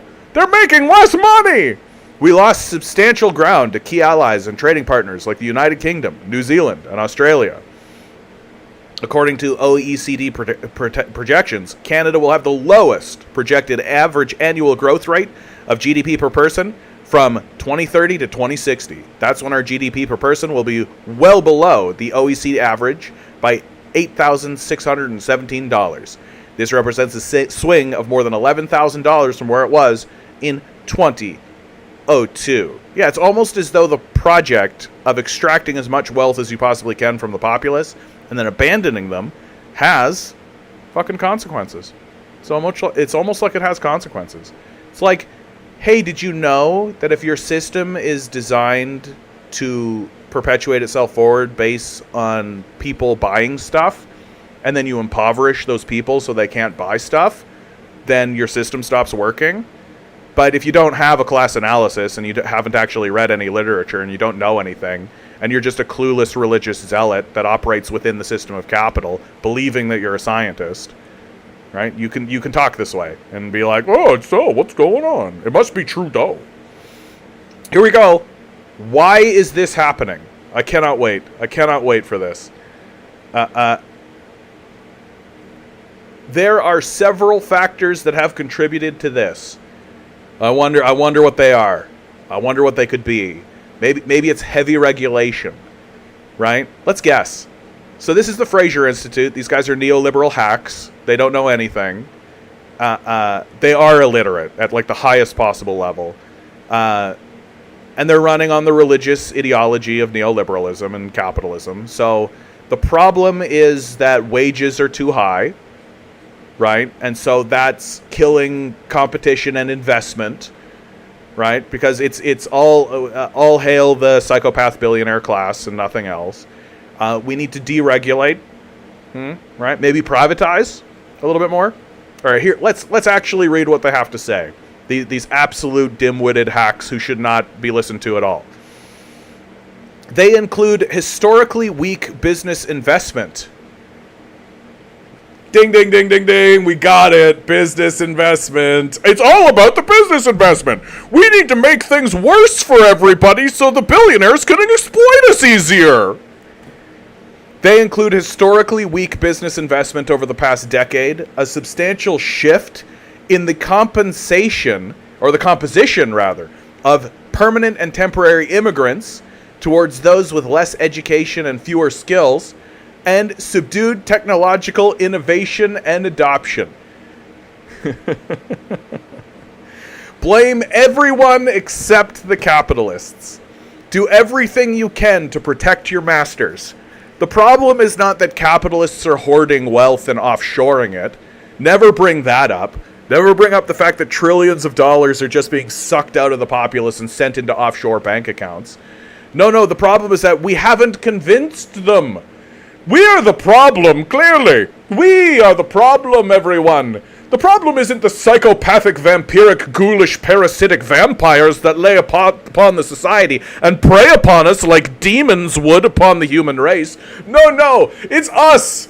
It's us and our weakness. Our inability to woo the vampires. Please, Mr. Vampire, suck on my blood, Mr. Vampire, please, will you? What a bunch of fucking losers these guys are. These factors have combined to produce very low or negative labor growth, productivity growth, due to weak growth in the education and skills of the average worker and the amount of capital, namely plant, machinery, and equipment, per worker. Could it have something to do with the extraction of all our wealth? Do you think? Fraser Institute hacks? You fucking losers? While most advanced countries are experiencing similar trends, the situation in Canada is among the worst. Consequently, our relative decline in living standards will grow exponentially because Canada's poor performance will compound over time, which, as the Fraser Institute just said, it's because it's your fault. It's the workers' fault, is what it is. It's not the capitalists' fault, it's the workers' fault. How do we change it? Here we go. To break out of this rut and prevent this further decline in Canada's living standards relative to our peers, policies must enact comprehensive and bold policy changes to encourage business investment and innovation. So we need to beg the capitalists. We need to get on our knees and say, please, Mr. Ghoulish Vampire, please give us money so that we can improve the quality of our life. Fucking, how about we have a revolution and get rid of these psychos? And fucking put the Fraser Institute against the wall. Promote worker education and training. Our dim-witted workers are the problem. They're too stupid. They don't understand anything. They're the problem, not the vampires we service. You fucking thralls. And achieve better immigration outcomes. Yeah, always gotta scapegoat immigrants, right? These guys aren't Nazis. More is not always better. At a starting point, governments should improve the climate for business investment. What do you think that means? Yeah, we should reduce wages to zero. Then businesses will invest because they will have cheaper wages. Yuckles. Fucking hacks. So who's going to buy your products, Fraser Institute hacks? Who's going to buy your products? When nobody has any money, and you've incentivized businesses to come because you've reduced wages and reduced standards and reduced safety concerns and reduced all this stuff for everybody to make it more incentivized for businesses to come and suck on our blood. Who's going to buy the products? Oh, you're not interested in that, right? That's right. I forgot. You fucking thralls. You absolute vampiric servants. All you care about is extracting more wealth from us, right? That's all you care about, is extracting more wealth from us so that your masters can abandon us. That's all you give a shit about. For investment in education and training by streamlining regulation, cutting regulations, right? And major project approvals, right? What do you think major project approvals means? And reducing current and expected future tax burdens on businesses and workers. Fucking head against the wall, right? Like all of these guys. Just face right up against the wall. No trial.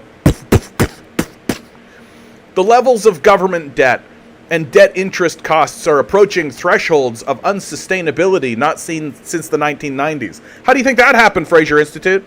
Is it that the government borrowed a lot of money to give to your owners? The vampires you're so enthralled with? Governments, including the federal government, must exercise spending restraint to put finances on a more sustainable path. Governments should not spend money to help people. No. They should abandon those people to the vampires we worship.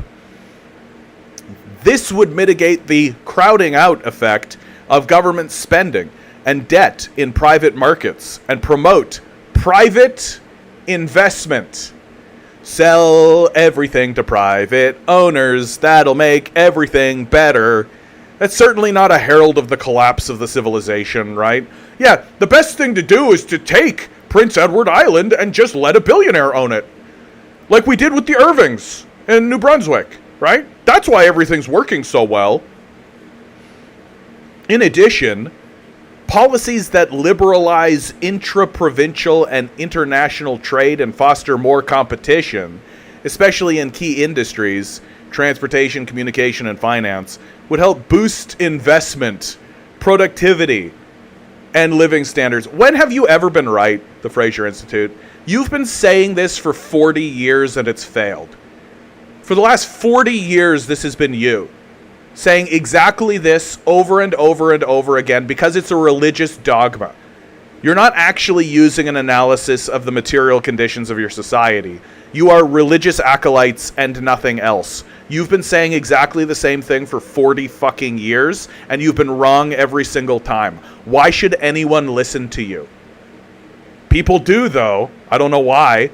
It's obviously that you're just thralls of a vampiric death cult. Because GDP per person is so closely connected to incomes and living standards. No, it isn't. It's literally not. Like, this is what I'm talking about. Like, this is ascientific. This is non-scientific. Right? GDP was created in order to measure the gross domestic product of a nation, but was heavily criticized by the person that invented it to not be used, specifically to not be used as a measurement of people's incomes and living standards. Why? Because he understood that if one person has all the GDP, that the GDP remains the same. That it's not about internal domestic distribution of wealth. Right? It's just about how much the nation is creating. So if the entire nation creates $200 trillion of wealth, and that $200 trillion of wealth is kept by one person, then the GDP is not affected at all. Whereas if the $2 trillion is split evenly across the entire nation, the GDP doesn't change at all. Right? That's the critique. So all you're doing by saying because GDP per person is so closely connected to incomes and living standards is revealing you are illiterate. You are stupid. You don't know anything about the subject. No one should take you seriously. The fact that you call yourselves economists is a condemnation of the entire system of economics in Canada. The University of Calgary, the University of Toronto, the University of Edmonton, the University of Vancouver, all hacks, total frauds. If you have a degree from these institutes in economics, then you are only and exclusively a priest that no one should take seriously at all. We should only listen to you to find out who the death cultists or what the death cultists are saying. And we should actively reject every single thing that you say on principle. You fucking losers. You total hacks. Fuck off. Canada's decline relative to our peer countries on this key metric should concern all Canadians. It does concern all Canadians. What's more concerning is that you guys are going to gut us further, right? You're going to lower our wages. You're going to remove our benefits to make a healthier business environment.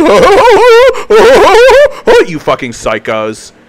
Given our projected continued poor performance, our country needs a major series of policy reforms to avoid further declines in living standards. Finally, something I agree on, right? Our country needs a major series of policy reforms to avoid further declines in living standards. Yeah, the exclusion of the capitalist class and their thralls like the Fraser Institute from the discourse completely.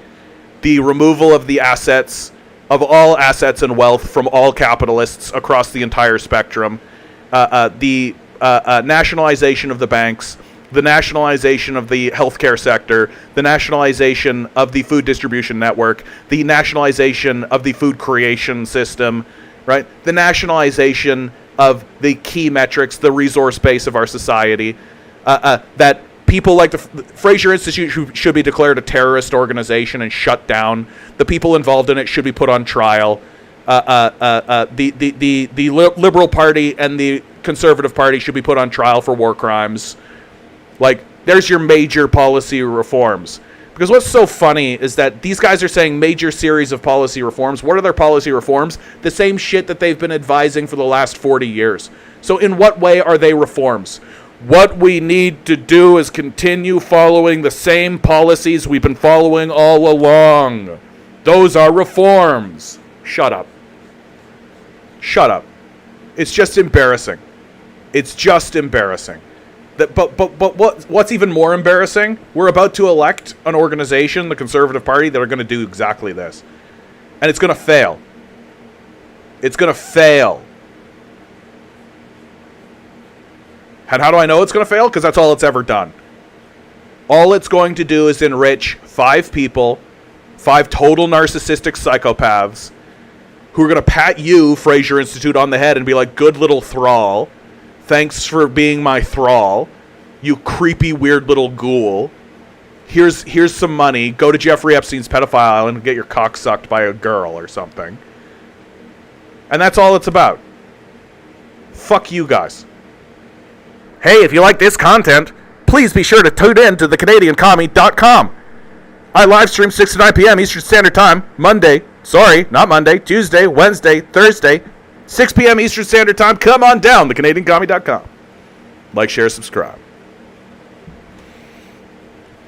Fuck these guys, man. Fuck these guys, dude. Jesus Christ. Jesus Christ, dude. The Fraser Institute pisses me off like nothing else pisses me off. Because they pretend like they're literate. That's the thing about them that really pisses me off more than anything. They pretend as though they're literate, and they're not. They're obviously illiterate. Like, they don't even know their own literature. Like, their suggestion outright nakedly is keep doing the thing that got us into the trouble in the first place.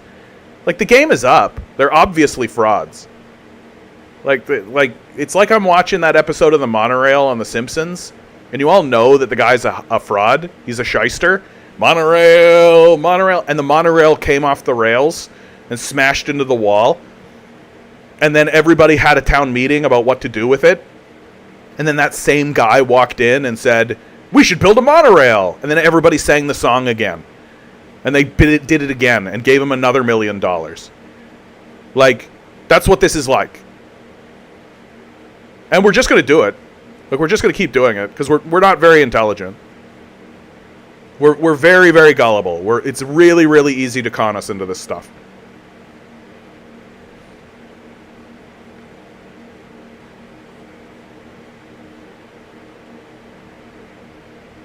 Lawnmower Man writes, my micro-econ professor at a major university wore booties and professed his adoration for Bush Sr. Yeah, so just a religious acolyte, right?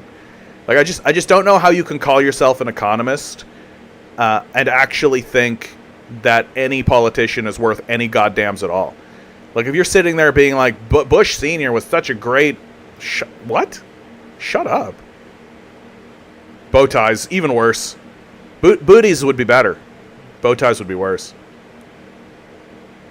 Margaret writes, they report like this so people can adjust their stock portfolios accordingly. Wow, we got a guy in chat on Twitch called Stalin6968848. Fraser Institute, the same dipshits that support the far-right Venezuelan terrorists. Yep. Just a bunch of losers. Speaking of, now that we have totally ripped on the Fraser Institute and how fucking annoying they are, let's rip on the CBC and how annoying they are. Canada has serious concerns about Venezuelan election results, Freeland says. Freeland, the granddaughter of a literal Nazi, who applauded a Nazi in Parliament giddily and happily, knowing full well that he was a Nazi, has serious concerns about Venezuelan election results, guys. Polyev says election a sham. Foreign minister calls for transparent accounting of votes.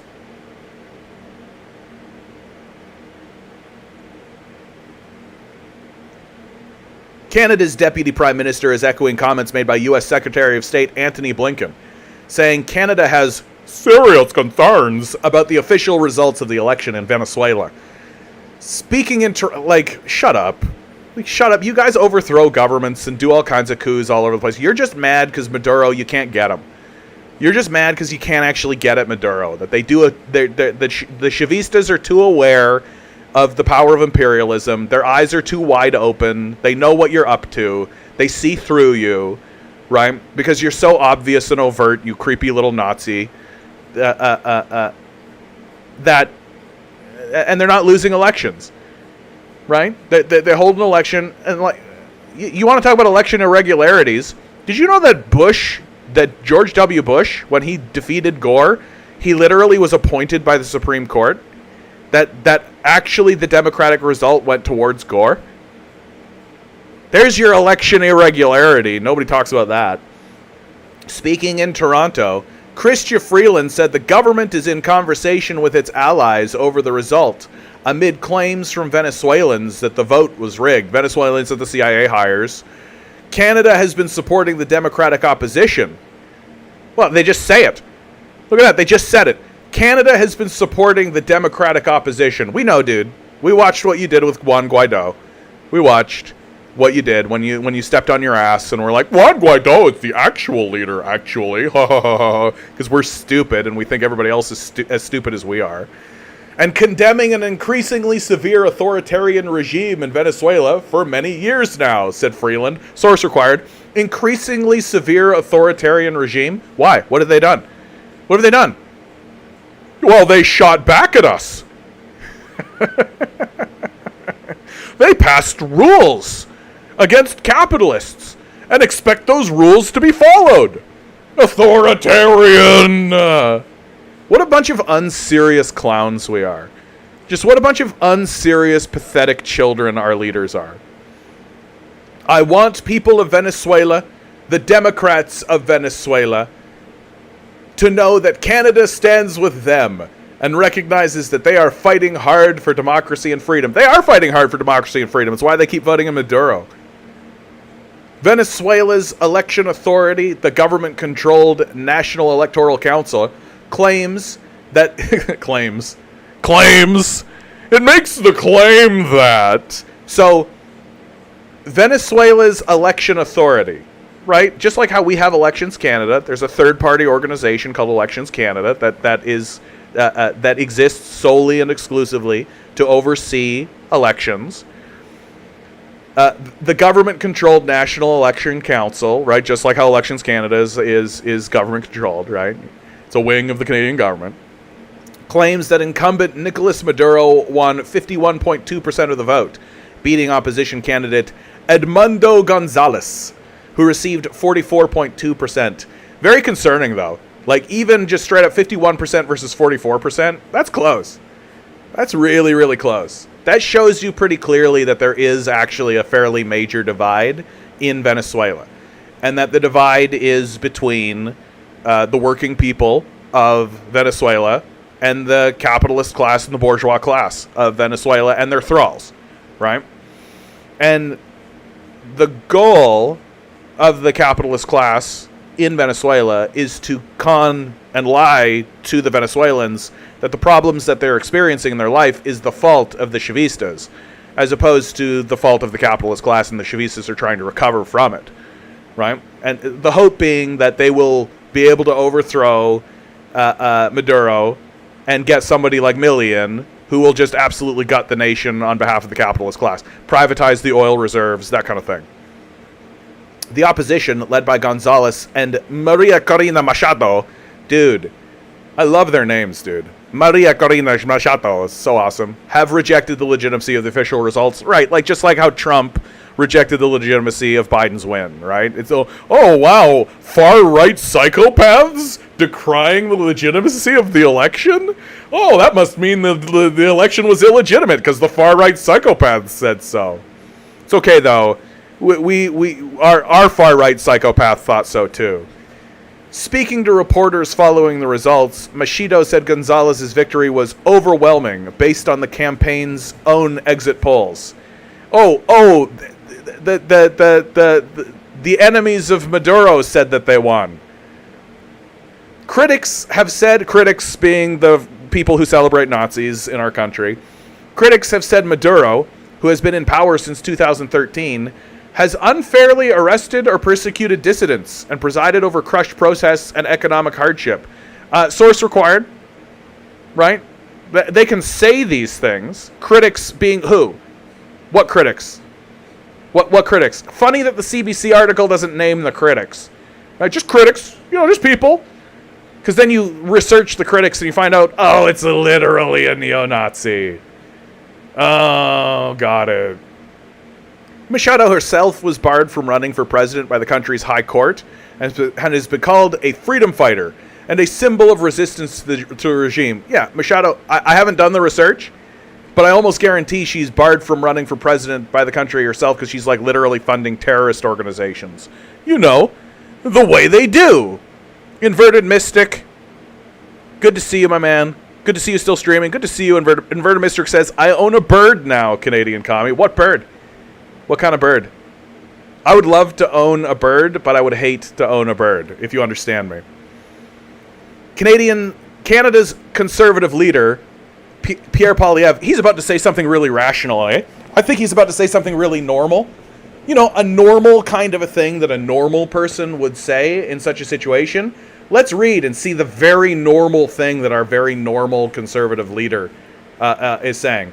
Issued a statement calling on Trudeau government to not acknowledge the re-election of the Maduro regime, saying Maduro is refusing to accept the will of the people.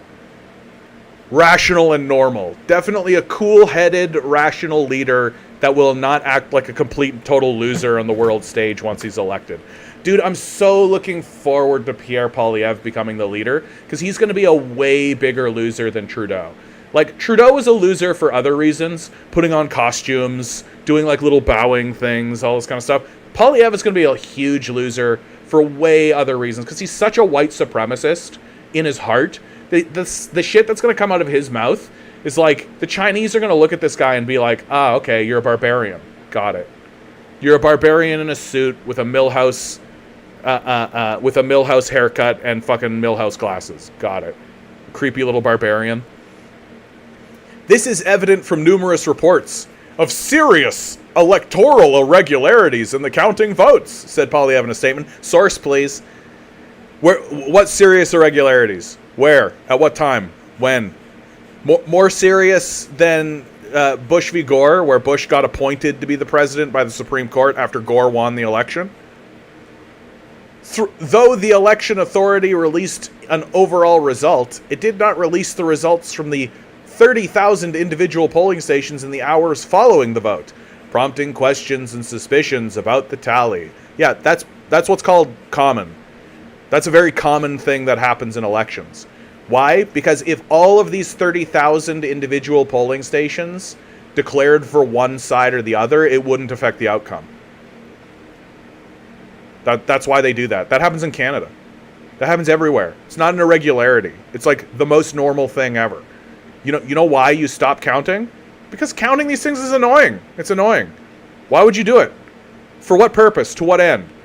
All these guys are doing is looking, oh, these polling stations, they didn't count their individual polls and it could have swung the election. No, it couldn't have. If every single vote that was tallied at these polls went towards Maduro's opposition, Machina Karina, or whatever the fuck her name is, she still would lose. That's why they didn't count them. And now the imperialist psychopaths are standing in front of us going, well, these are some real serious irregularities that we're seeing here. I think that this means that the will of the people has been found. And what we need to do is go down there and liberate them and take their oil and liberate them for democracy, right? Polyev, whose wife, Aneda, is an immigrant from Venezuela. I didn't know that. Ah, that's nice. I bet she's a gusano, right? I bet she's one of these people that like owned a plantation, and then Chavez took her plantation, didn't let her have any slaves anymore, and so she fled to Canada because her wealth got taken from her. And then she marries Polyev, who's like, oh, my poor little gusano. I should research this. I should, dude. Dude, I bet you anything that she's just like a gusano. Fuck. Pierre Polyevra's wife, Anida Polyev. She was born in 1987 in Caracas. Caracas sounds a lot like Arrakis, right? Like from Dune, sandworms and shit. To a father who was a bank manager. In 1995, when she was 8 years old, her family moved to Pointe-aux-Trembles, a borough of East Montreal, Quebec. In Montreal, her father worked collecting fruit at a farm. So her dad goes from being a bank manager to collecting fruits and vegetables at a farm. What happened, do you think? What do you think happened? Hold on. No, they're not going to get into this. So, something probably happened. Tune in next time.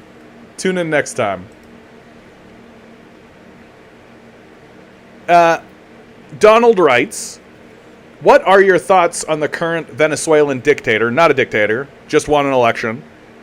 Do you think his election result is true? Yes. We have no evidence to show that there isn't. Right? Like, there are observers, right? People observe these things. There's like UN observers. Like, the only time the election results ever come into question is when there aren't any observers. That the observers leave, and then all of a sudden now it's a fraudulent election. So, Maduro is so he used to be the right-hand man of Hugo Chavez. And Hugo Chavez was a socialist leader that led Venezuela. American interests in Venezuela is that Venezuela has one of the largest oil reserves in the world, right? The trouble is that it is very, very dirty oil. It's very difficult to clean, and Venezuela doesn't have the factories in order to do it. And so for a while, Venezuela had a deal with the Koch brothers to transport that oil just to America, which is a great deal because that's really like close, right? Venezuela to Florida, just ding ding ding ding, like real easy. The trouble is that this deal was set up before Hugo Chavez showed up, and so the Venezuelan people were basically exploited the way the capitalists exploit people, right? Like exploit people for cheap labor. Hugo Chavez shows up and says, hey, you know what? Maybe we should use some of this oil revenue to help our own people. Maybe not every single penny needs to go to the capitalist class. Maybe we should use some of this oil to help people. He built hospitals, he built schools, the literacy rate has skyrocketed, all of the classic hallmarks of a communist or socialist project, right? Because communism and socialism works every time it's been tried. The capitalists, of course, responded to this because capitalists have to destroy people. It's part of their religious ideology. They need to murder people. They need to exploit people. They need to enslave people. They need to collect as much money from themselves as possible, right? They're not interested in helping anybody. And so to see somebody helping another person really fills them with hate, because that's who they are. The Venezuelans, at one point, for example, Hugo Chavez was kidnapped by the CIA. The CIA straight up just kidnapped this guy, pulled him off the street. And we're just like, okay, we're kidnapping you now. And the Chavistas essentially took over Venezuela, essentially went to the streets and forced the CIA to give him back. Shows you how powerful the Chavista movement is in Venezuela and how dedicated they are to the social project in Venezuela. Hugo Chavez dies. The Chavistas hold the position that he was assassinated. I think that's probably pretty likely that he was assassinated. And the reason why it's so difficult to verify is because he died due to a heart attack. But of course, we know that the CIA has technology. They have weaponry in order to do that kind of thing to a person. And so the Chavistas hold that he was assassinated. His right-hand man, Nicolas Maduro, takes power. And the capitalists say to themselves, we should go to war against this guy. It was harder to go to war against Hugo Chavez because he was well known internationally and he was well respected internationally. People didn't know who Maduro was. They don't know who Maduro is. And of course the capitalists are not going to go out of their way to tell you. And so they do everything they can to demonize him, even as he continuously wins election after election after election. And of course, what they'll do is they'll plummet the value of oil right at a time when Venezuela is in a bit of a crisis to collapse their economy. They'll flood the economy with fake bolivars in order to inflate it with inflation.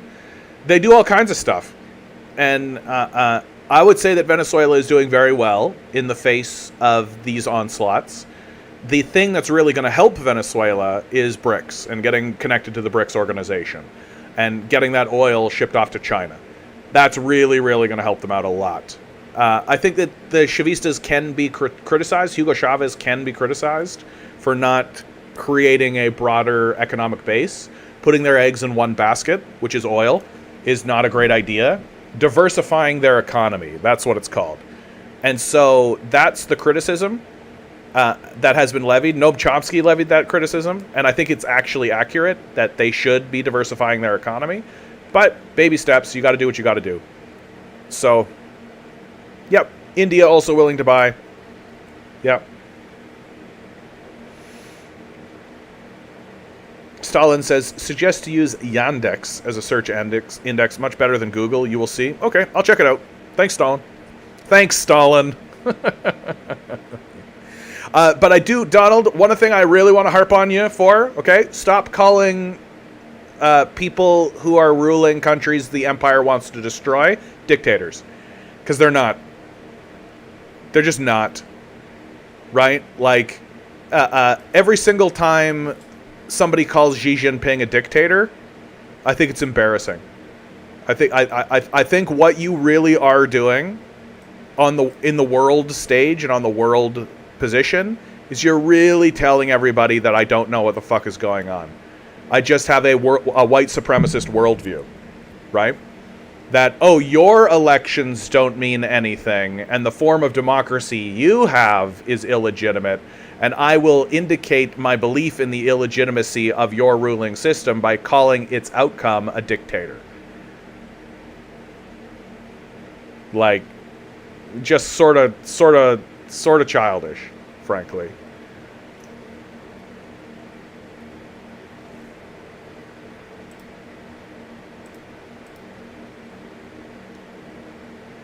International skepticism.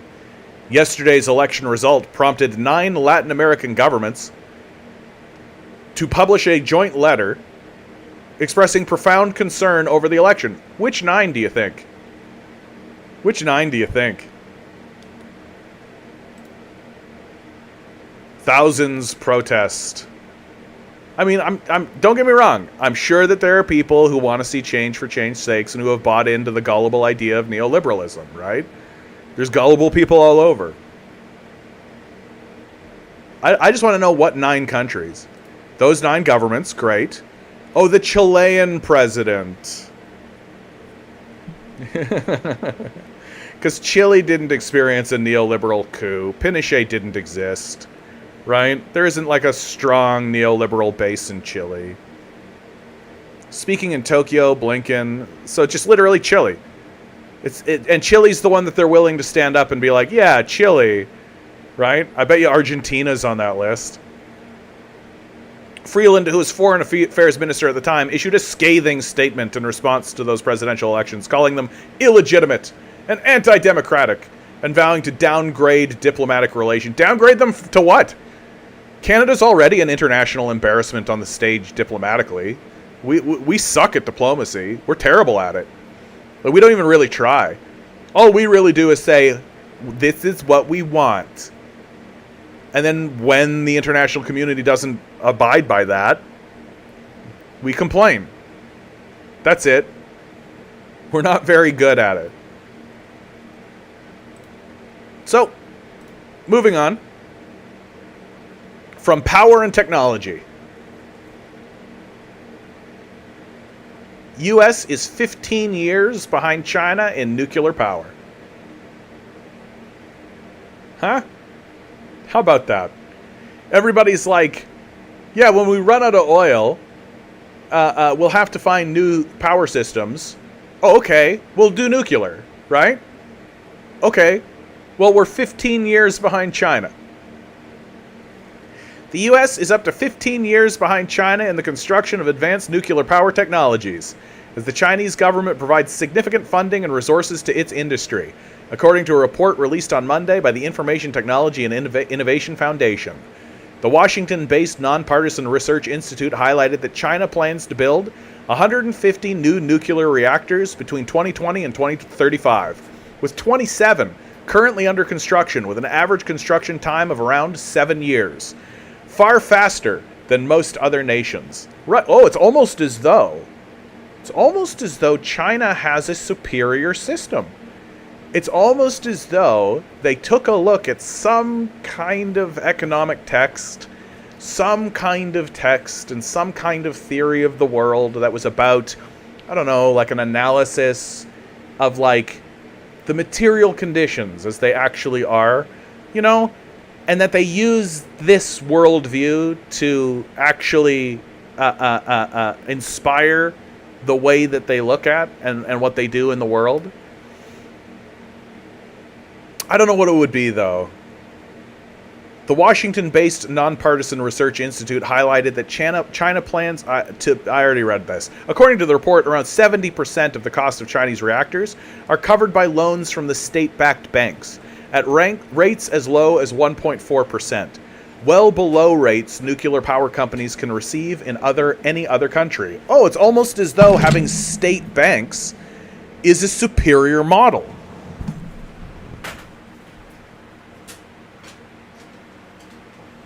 It's almost as though if your banks and your financial sector are not governed single-mindedly by a profit motive, right? That you can actually get shit done really fast, right? It's almost as though if we nationalized our banks and told the capitalist class to go fuck themselves, and we started to do things for the benefit of the people instead of for the benefit of the 6 capitalists the country currently operates for, that suddenly things would be better for everyone and we would suddenly be able to do things and actually enact projects and get things done. We literally have a working model that articles are explicitly and expressly just saying out loud, yeah, the Chinese government and its state-run nationally owned banks are able to just give out loans to people to construct this stuff very quickly and very swiftly at extremely low rates. It's almost as though the Chinese understand that the fake dollars that they print isn't the goal. Isn't the goal. The nuclear reactors are the goal. That the capitalists are sitting over there going, well, how does anybody make any money? If you're going to give out a loan at such a low rate, how does anybody make any money from building these nuclear reactors? And the Chinese are like, who cares? Who gives a fuck at all? We have the nuclear reactors. We built nuclear reactors to power our entire country. Who gives a fuck who makes any goddamn money? And the capitalists are like, but making money is the only reason anybody does anything at all. And the Chinese just look at them with this like bewildered, like confused, like, what are you fucking talking about, bro? What are you fucking talking about? Because we're governed by religious acolytes who are too stupid to understand that they're religious acolytes. That's the best part about living in this declining society, is that the people who are governing us are too stupid to know how stupid they are. And they think that because they've been well educated, that somehow they're smart, when all they've actually gone through is an obedience training so that when their capitalist owners tell them to do something, they say, yes, sir.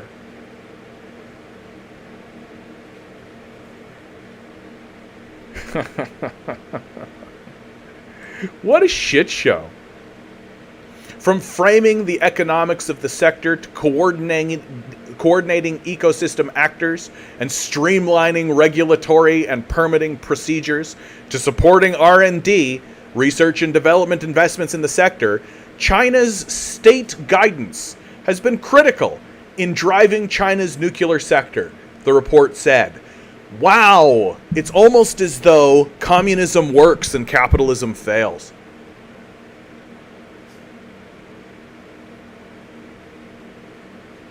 China is therefore far ahead of the US in deployment of advanced nuclear technologies. For instance, the Chinese Linglong 1 small modular reactor was the first of its kind to receive approval from the International Atomic Energy Agency. Conversely, last year, NuScale was forced to abandon its first SMR project in the US at costs leapt out of control. It's just the money. We care more about paper dollars that our own government prints than nuclear reactors.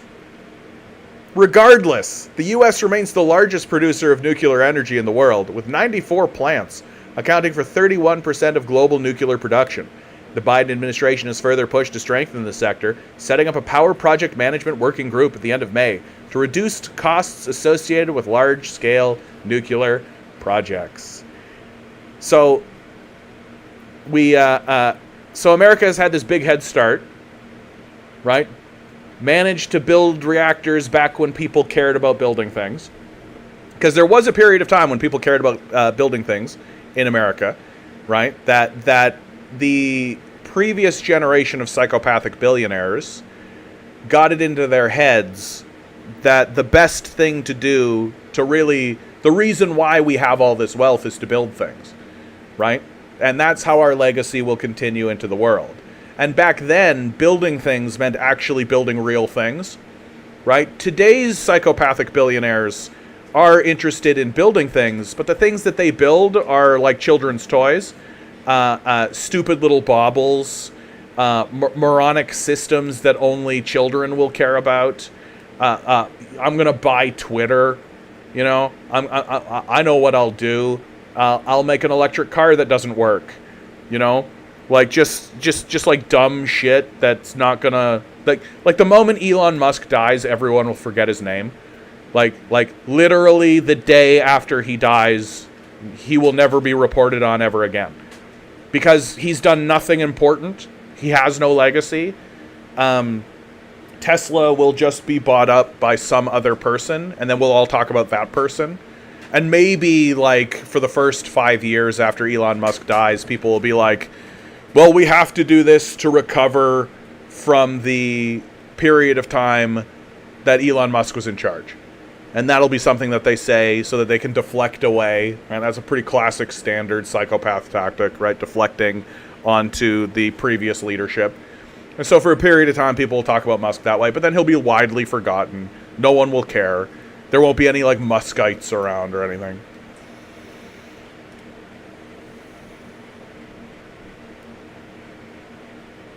Margaret says, I looked it up. It takes $5 million to start a bank in Canada. I wonder if it's based on the can-do model at all. I don't know what that is, so I can't talk about it. Oh, I see. Fiddleford Paulding has written something in chat. Louis Galindo is the father of Aneda. Let's see if we can find out more. Louis Galindo, Wikipedia. I bet not. I bet we're going to get nothing.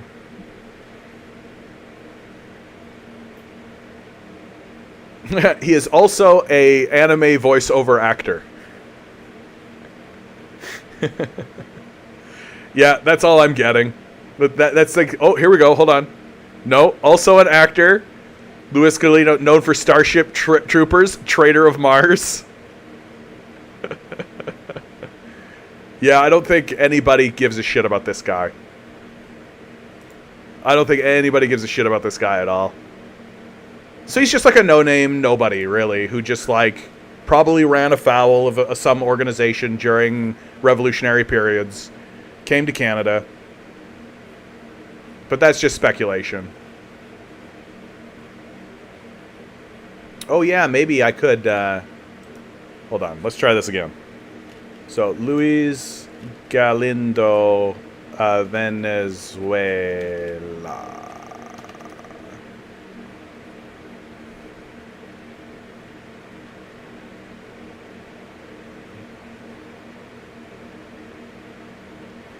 The National Post has a thing about the how she came to Canada. When Latin America's elite wanted to hide their wealth. Hold on. What's this bringing up? When Latin America's elite wanted to hide their wealth, they turned to this Panama firm. Hold on. Go away. Click. No. That'd be so funny if it, like, turned out that he was, like, at the center of some kind of huge scandal. Like, some kind of huge thing. I'm just going to need to see more, Fiddleford. I'm going to need to see more. I'm going to stop doing research. Yeah, I'm going to stop doing research in real time. If you find anything, you let me know. Because I will absolutely read it on stream. Meanwhile, in China, wind and solar to surpass 40% of China's power capacity by end of year. Like, it's just getting kind of embarrassing, you know? Like, here we are over in North America, basically doing fucking nothing. Our loser hack economists are like, we need to make things more better for the capitalists so that they'll invest in us. Is the thing that we will continuously say, even though that's never worked. Meanwhile, the country that literally nationalized its banks, that has a nationalized resource base, is straight up just like surpassing us, head over heels, just over and over again, just thump, thump, thump, thump. Just a living, breathing, working model of a society that's just like, why would you privatize your banks? That's the stupidest thing. That would just mean that everybody would be trying to make money instead of doing things. Why would you want that? The only reason a person exists at all. God created each and every one of us. I will tell you living out there in the world, every good God-fearing Christian man, woman, and child needs to open up their ears and hear the word of the good gospel. The only reason a man and a woman or a child is put onto this earth by the good Lord Jesus Christ is so that they can spend every waking moment thinking about how they can make a dollar.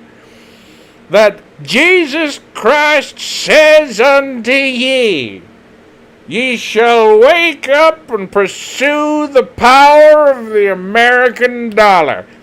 And that the American dollar is the reason that we all exist and live and breathe. Praise Jesus and praise the American dollar. There's nothing in the Bible that says a man cannot worship both God and money, right? There's nothing in the Bible that says it's easier for a camel to go through the eye of the needle than for a rich man to enter the kingdom of heaven. There's nothing in any of these texts, anywhere, at any point, that indicates that God thinks money is fucking stupid. Nobody saying any of that kind of stuff, right? Certainly not James, one of the disciples of Christ, saying, woe be to the rich. None of that.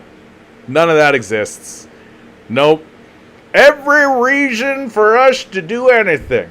The reason you take a shit in the morning, the reason you take a piss, the reason you eat food, the reason you find a girl to settle down with and get married and buy a house and have some kids and get a car, the reason you do it is to accumulate as much money as you possibly can.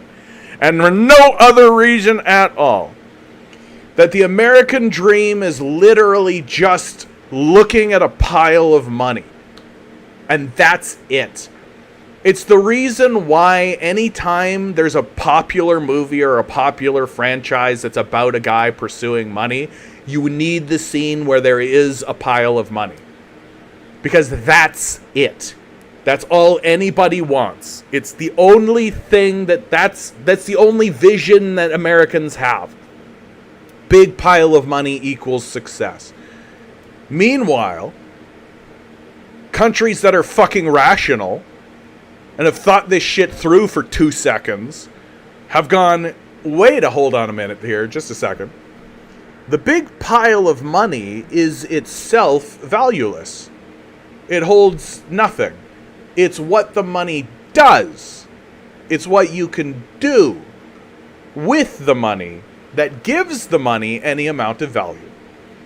So the accumulation of money is pointless unless the accumulation follows through with a goal on the other end.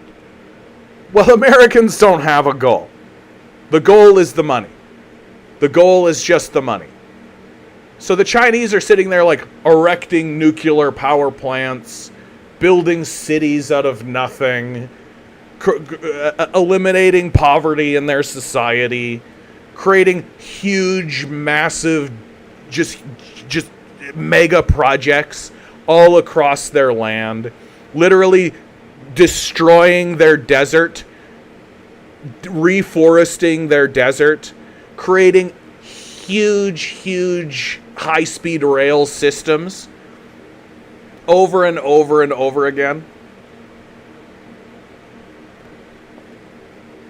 And then we got guys like Donald saying, I want to be a capitalist. Why, Donald?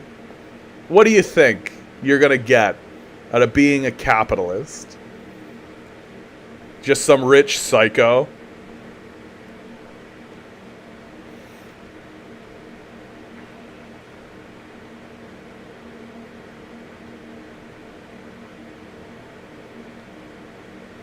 So people are doing some research, more research on the father of Anaida Galindo Polyev.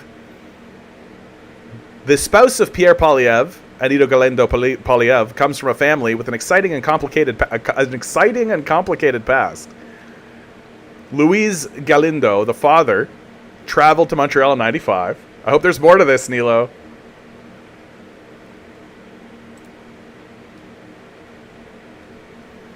So, taking a pivot,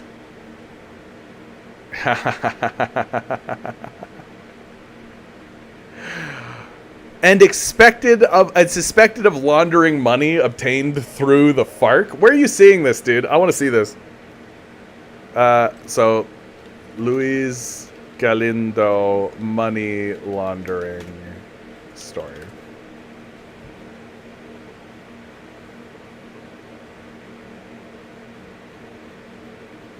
A 55 was implicated in a complicated suit to funnel drug products. Hold on. Is this the guy? No. Galindo Ramos. No. Luis Fernando Galindos Ramos. Is that him? Colombian man? No, he's not Colombian. Venezuela. That's what I need to put. At least Venezuela.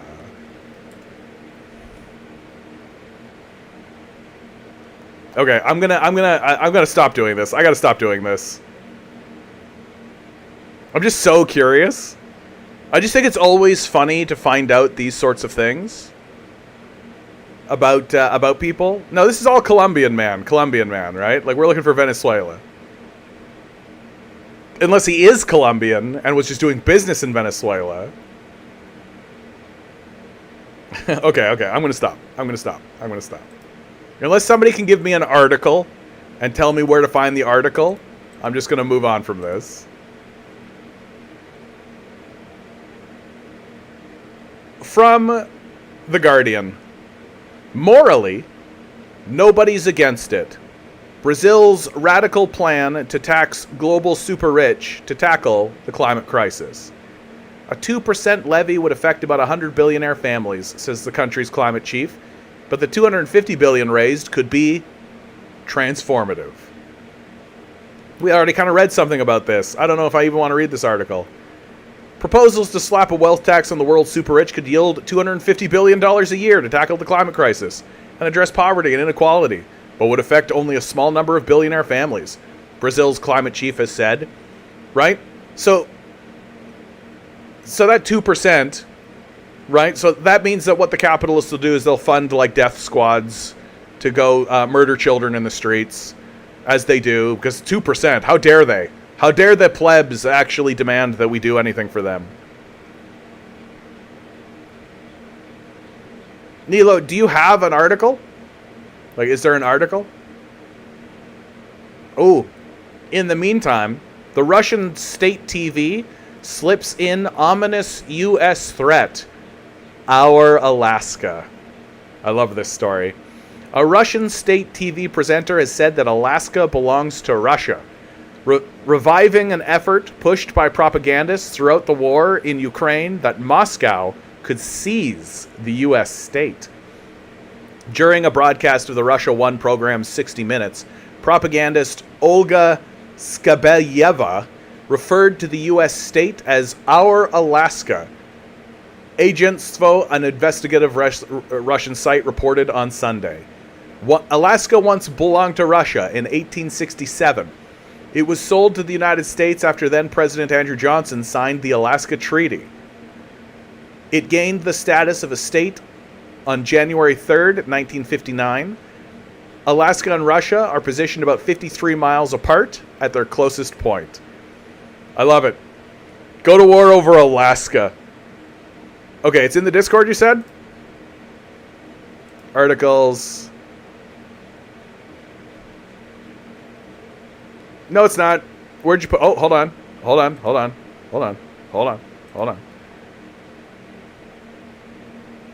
This is a straight up, like, he's a Putin puppet. Come on. Come on, Crier Media.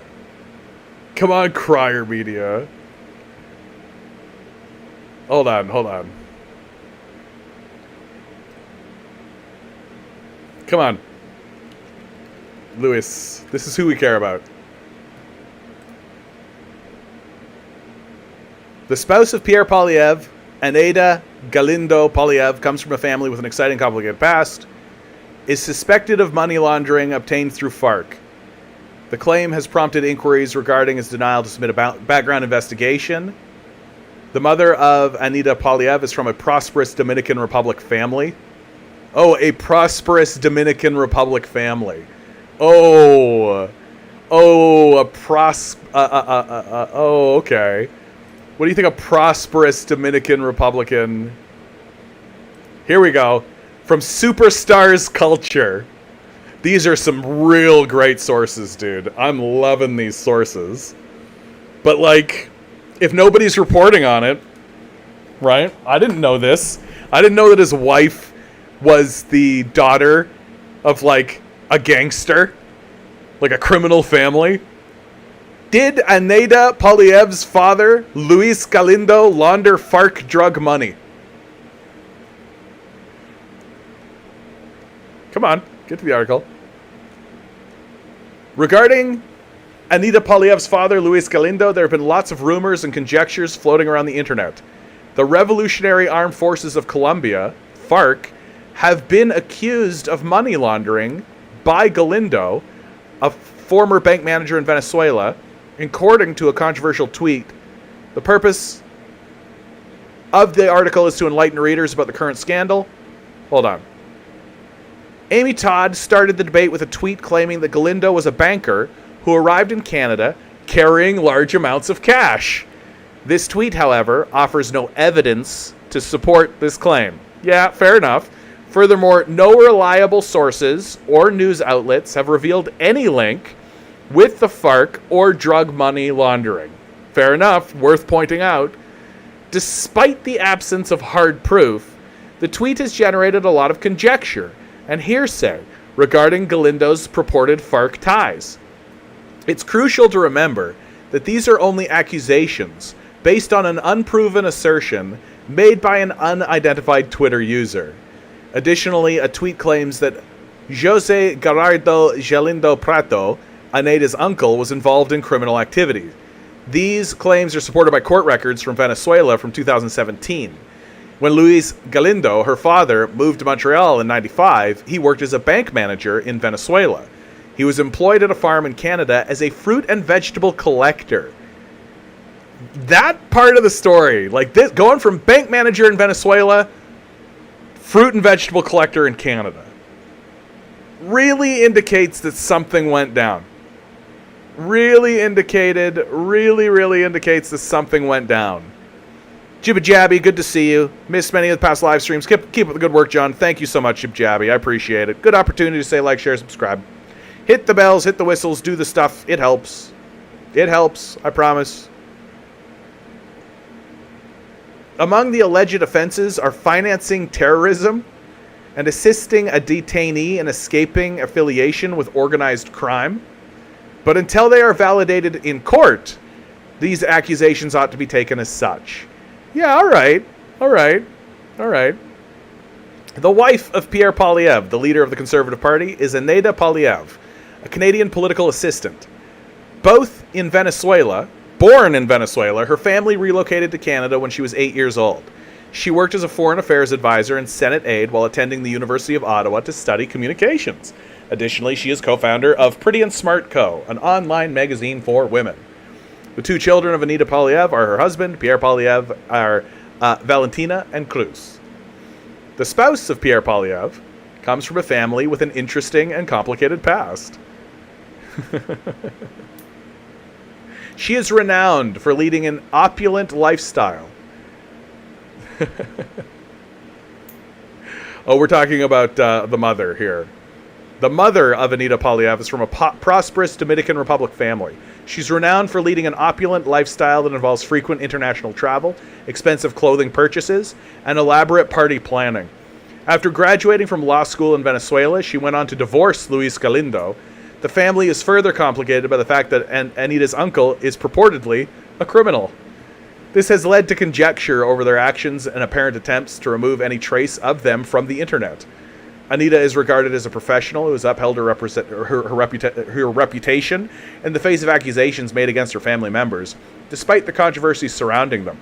But these disclosures have given the public opinion of Poilievre's family a fresh perspective. Like, look, the deputy prime minister is a granddaughter of a Nazi. She celebrates Nazism.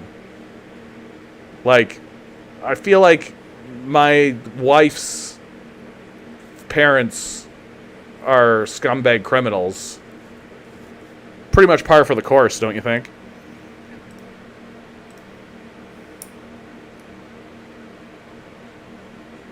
Brazilian leader is a burden. Lula want to tax the rich. Bolsonaro government wouldn't let this happen. Yeah, obviously a fascist wouldn't let it happen. Like, Donald, why do you worship the rich so much? Like, it's kind of baffling to me. Honestly, I don't get it. Like, what's with this slavish worship of the rich? Like, why do you think that rich people are worth anything? Like, they're obviously narcissistic psychopaths who don't give two fucks about you. Like, that's the thing that kind of blows me away about people who worship the rich this way. It's like, these people obviously are going to abandon you the second they can. Like, they're only treating you nicely so that they can stab you in the back when your guard is down, right? Like, that's it. I don't get it. Like, I seriously don't understand it. Like, I certainly don't understand. Like, I can understand maybe worshiping billionaires out, like, you know, when you're alone at home, like jerking off in your room about it or something. But like bringing it out in public in front of people, it's just like gross. Like, please stop intellectually masturbating in front of us. Because like, we think that billionaires are psychopaths and that like there shouldn't be such a thing. It's gross. Like, the existence of a single billionaire is itself grotesque and should not be tolerated by literally anybody. It's like it's like this weird, it's like a foot fetish, you know? Like, I get that you have it, but oh my god, the job creators argument, embarrassing. It doesn't get more embarrassing than this. They say behind a billionaire there's a million jobs. Billionaires do not create jobs. There is not a single job being created by any billionaire. Do you know who creates jobs? Consumers. People. People who want to buy things create jobs. If you are a billionaire and you have billions upon billions of dollars and you create things that nobody wants to buy, then you have nothing. Consumers. People. People are job creators. Billionaires extract wealth. They provide no value. Zero value. Negative value, in fact, I would argue. They exist exclusively and only to extract wealth from the public.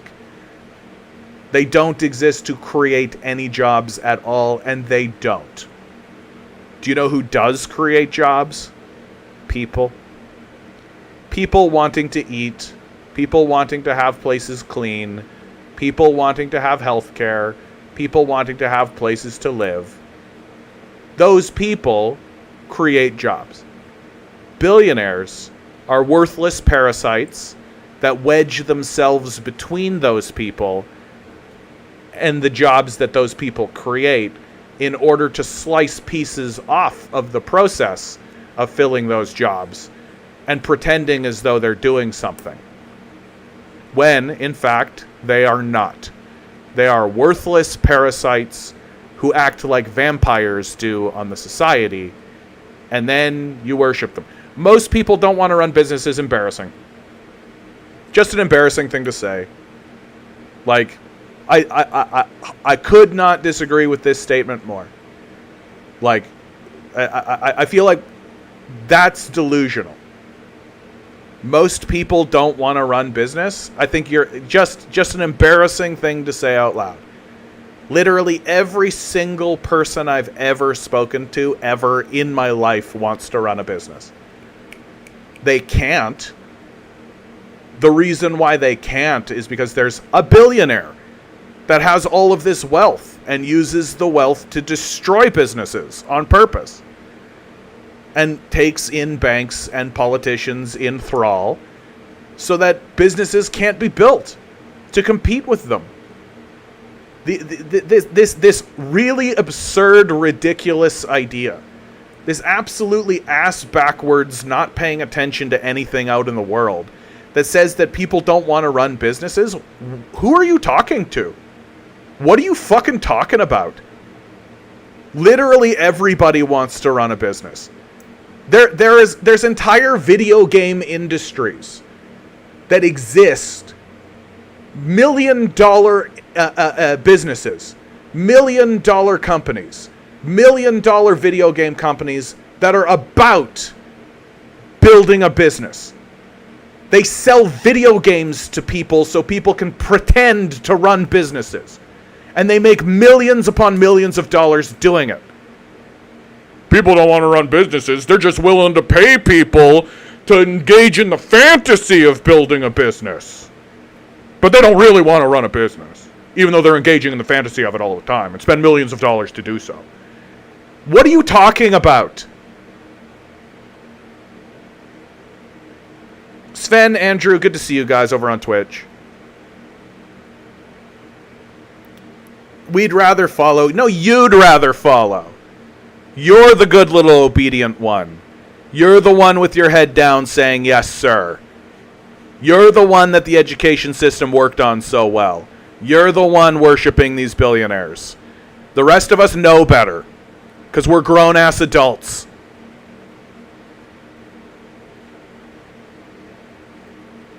They innovate, embarrassing. They bring ideas, embarrassing. Create jobs, embarrassing. We get employed. Yeah, we're wage slaves. That's right. Country grows, embarrassing. Literally false.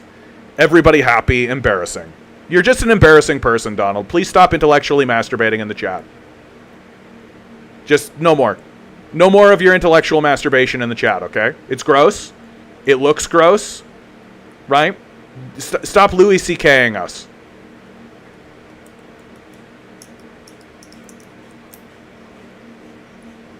So,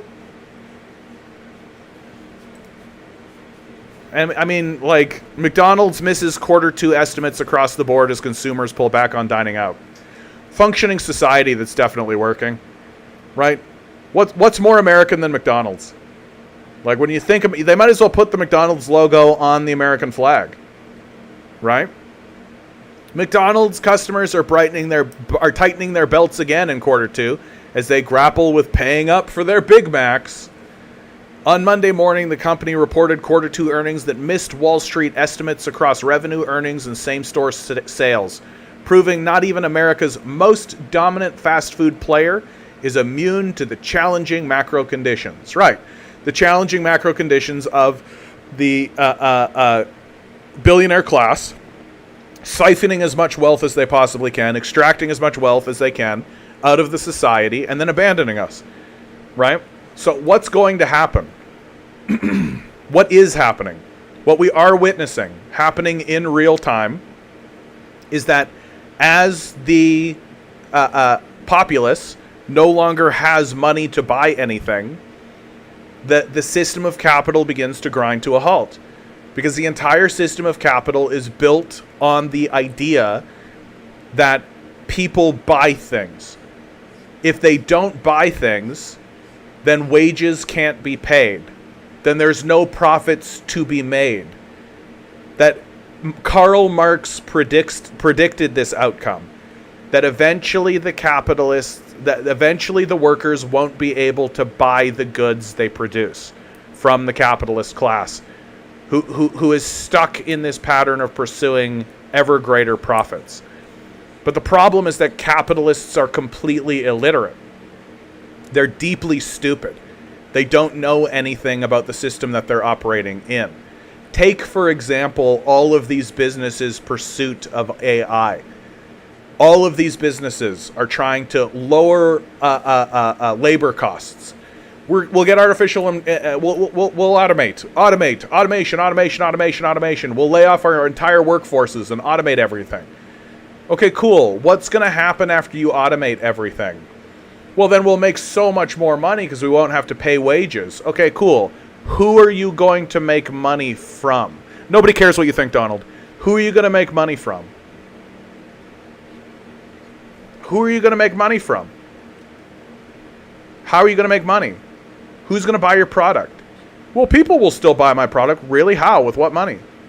You just laid everybody off.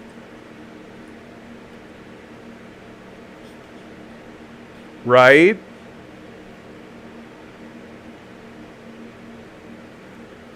But they don't think about this. They're not thinking this through. They're like Donald.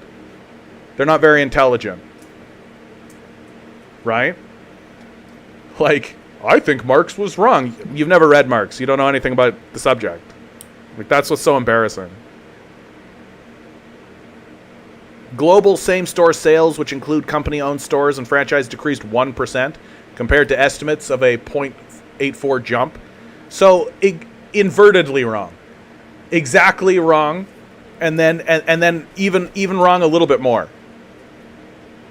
Consumers are more discriminating with their spending. That's what it is. They're being discriminating. It's not that they don't have money. CEO Chris Kempczinski said in the earnings release, the team is focusing on outstanding execution of providing reliable everyday value and accelerating strategic growth drivers like chicken and loyalty, he said.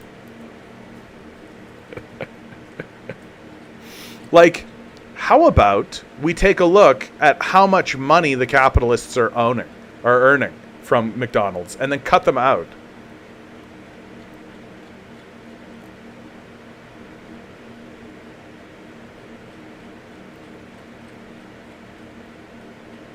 Fiddleford writes, yeah, he would be disagreeing with Adam Smith. Yeah. Uphold Smith. Never read what he writes. Yeah. That's what's actually really funny, is that, like, these when these illiterate guys come in, they think that they're dunking because they're like, I disagree with that thing that Marx said, but really it's actually Adam Smith that said it, right? And that Marx was just like, yes, Adam Smith was correct about this, and so we'll expound upon this, right? Like, so this is what's gotten really embarrassing about, like, most capitalists, is that most of their positions can be debunked by Adam Smith. You don't even need to be a Marxist anymore. You just need to literally read your own literature. Like, forget about reading Marx. You literally just need to read Adam Smith. But we all know these guys are illiterate, right? And like, take their big worship of the invisible hand of the free market. They're constantly saying, like, what we need to do is deregulate everything, and then the invisible hand of the free market will align things so that everybody's quality of life will go up. Certainly not a utopian statement, right? Certainly not something that a delusional loser would say. No. But the only time that Adam Smith actually said the words, the only time Adam Smith actually said the words, or wrote the words, the invisible hand of the free market, was to indicate that if you allowed capitalism to operate freely, it would be a disaster. It would destroy your country as if by an invisible hand. Like, he didn't say an invisible hand will come and organize things for the benefit of everybody. He said it will destroy you as if by an invisible hand. And so these modern capitalists are hyper illiterate. Not only do they have no idea what their writing says, they actually espouse the opposite of what it says.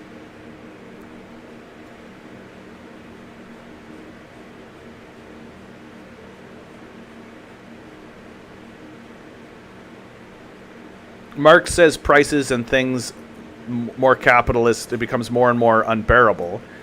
But the thing is that the salaries... Oh, I get it. You only care about what's going on in your little bubble, right? You don't care about the fact that we destroy countries and rape and pillage and like send death squads in places, and that we extract wealth from the people we enslave, right? Because things are getting better for you, right? Your life is better, and that's the only thing that you care about as a self-centered person. Right, because the religious ideology of capitalism is worship of the self, worship of money, and worship of chaos, right? And so, as a capitalist, you only care about yourself, right? You don't care about the genocides that we create. You don't care about the wealth that we extract. You don't care about the slavery, right? Like, you don't care about the slavery. Right? You don't care about that. You don't care that we enslave millions of people across the globe. You don't care about the people we murder. You don't care about the governments we overthrow. Right? Like, you don't care about any of that. Right? Is that accurate? I'm asking you a question. It's not rhetorical. Right? You don't care about the people we enslave. You don't care about the genocides. You don't care about any of that. You care about the fact that you can eat cheeseburgers. Right? Is that correct?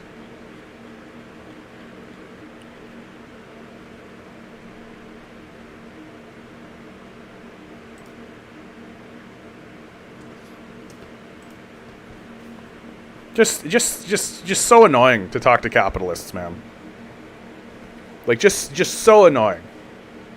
Like, well, I'm eating lots of cheeseburgers and sitting on my ass all the time, and so life's great. I don't care that we have to murder millions of people. We have to overthrow governments. We have to literally bomb people into submission, send CIA death squads, right? Into Afghanistan. Like, don't care that we have to extract as much oil as we possibly can, right? No, it doesn't matter. None of that matters. I get cheeseburgers put in my face, and that's all. That's the only measurement of success, right? No, there's no reason to negotiate. There's no reason to start saying things like relative. I mean, I understand, Margaret. I'm not trying to shit on you. Like, I'm just annoyed, right? Like, they don't care that relative buying power has gone down. Doesn't matter to them. It's irrelevant. They don't care about the people we assassinate overseas. They don't care about the millions of lives. They don't care. Like, none of these, liberals, exactly. Liberals are like this. They don't give two shits that we're enslaving entire populations. They don't give two shits. It doesn't matter to them at all. Cheeseburger in face. That's the only thing these people care about, is that they get a fucking cheeseburger from down the street. They don't give two shits. So the fact that you're pointing out that relative buying power has gone down, which is accurate, right? It's a fair thing to say, but they don't care about massacres and murders and genocide. They're not going to give two shits about the reality and the facts, right? This is a religious acolyte we're talking to. Like, we're not talking to somebody who's sane or rational, right? You can't negotiate someone out of a position they didn't negotiate themselves into, right? You can't reason somebody out of a position they didn't reason themselves into, right? When you're a religious zealot, you're a religious acolyte, you hold a religious ideology. And the only reason I'm keeping this guy around is to illustrate what a religious zealot looks like, right? What a religious zealot looks like is a person who cannot grapple with evidence, facts, is not rational, is not reasonable, and is not capable of having a logical discussion about the subject. And what is the religious ideology that they uphold? The religious ideology of capitalism is the worship of the self, the worship of money, and the worship of chaos. And so the statement is individuals pursuing their own interests in a free market system. That's what the worship of capitalism is, right?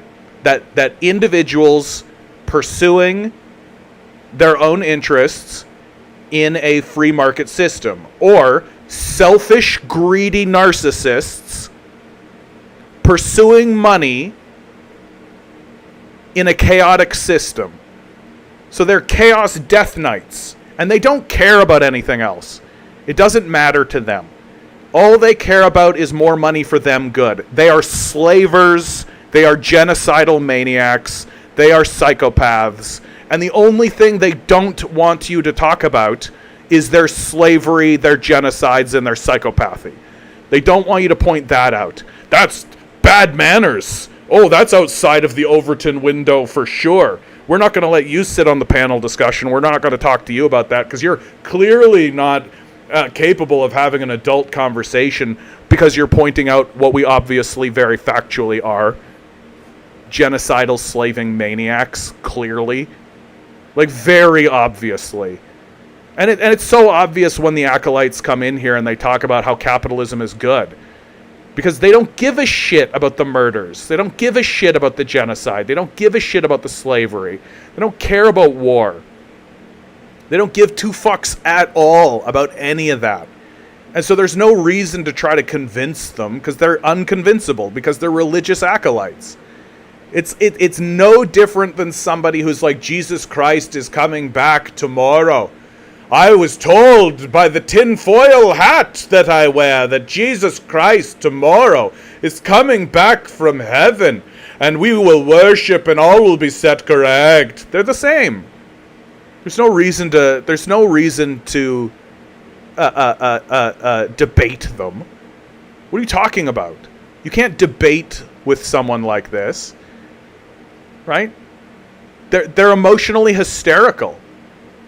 They don't have control of their base emotions. They're not capable of being logical. They're not capable of reason. Like this is the thing that the reason why I'm pounding on it, I'm going to keep pounding on it, and I'm always going to keep pounding on it, is because people don't understand how bad we're fucked. People don't understand how deep down we are. People genuinely think we're just going to vote our way out of this. No, we will not. And how do I know? Because the predominant worldview, the predominant religious view, we're seeing it on display by this guy, this fucking clown, who's coming in and defending the indefensible because he's a religious acolyte and doesn't give a fuck about the truth. Doesn't care about the evidence. It doesn't matter to him. All he knows is that he gets to shove burgers in his face, and so he's happy.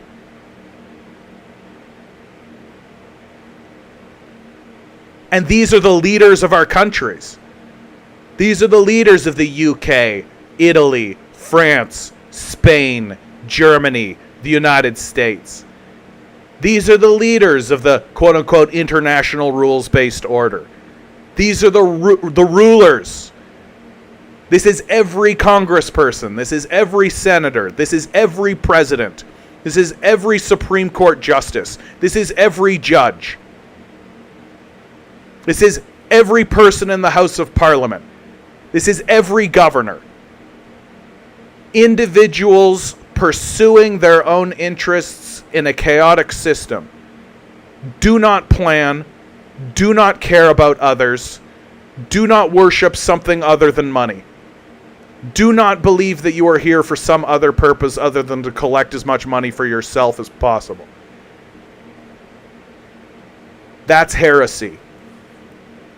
People who care about others are dumb and foolish. You should care about yourself and nobody else.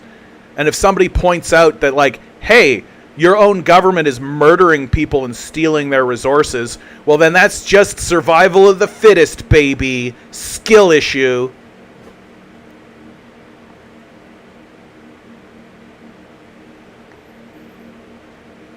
Like, the country is fascist. Widely fascist. And part of that fascism is this demented, psychopathic, narcissistic, absurdist, demonic, ridiculous, satanic worldview that says the only thing that matters is me, money, fuck you. Individuals pursuing their own interests in a chaotic system. And this religious belief is the only thing that matters. The tablet talk says capitalista Puerto Rico shankos are all in a death cult. Capitalism is a death cult. And they're all dragging us down with them. Yeah, I say anarchy, let's go, vamos. Look, at this point, it's all about organizing locally. It's all about getting to know your neighbors. It's all about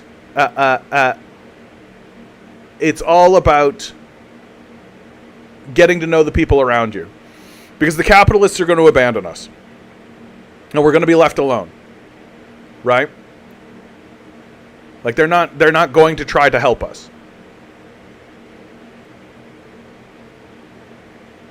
All right, this is the end of this one, guys. We've hit the hour. Always remember, guys, each and every one of you is a quantum being walking around in quantum energy. These billionaires are spending hundreds of billions of dollars in the hopes you'll never realize it. You'll just stay the good little commodity that they need you to be.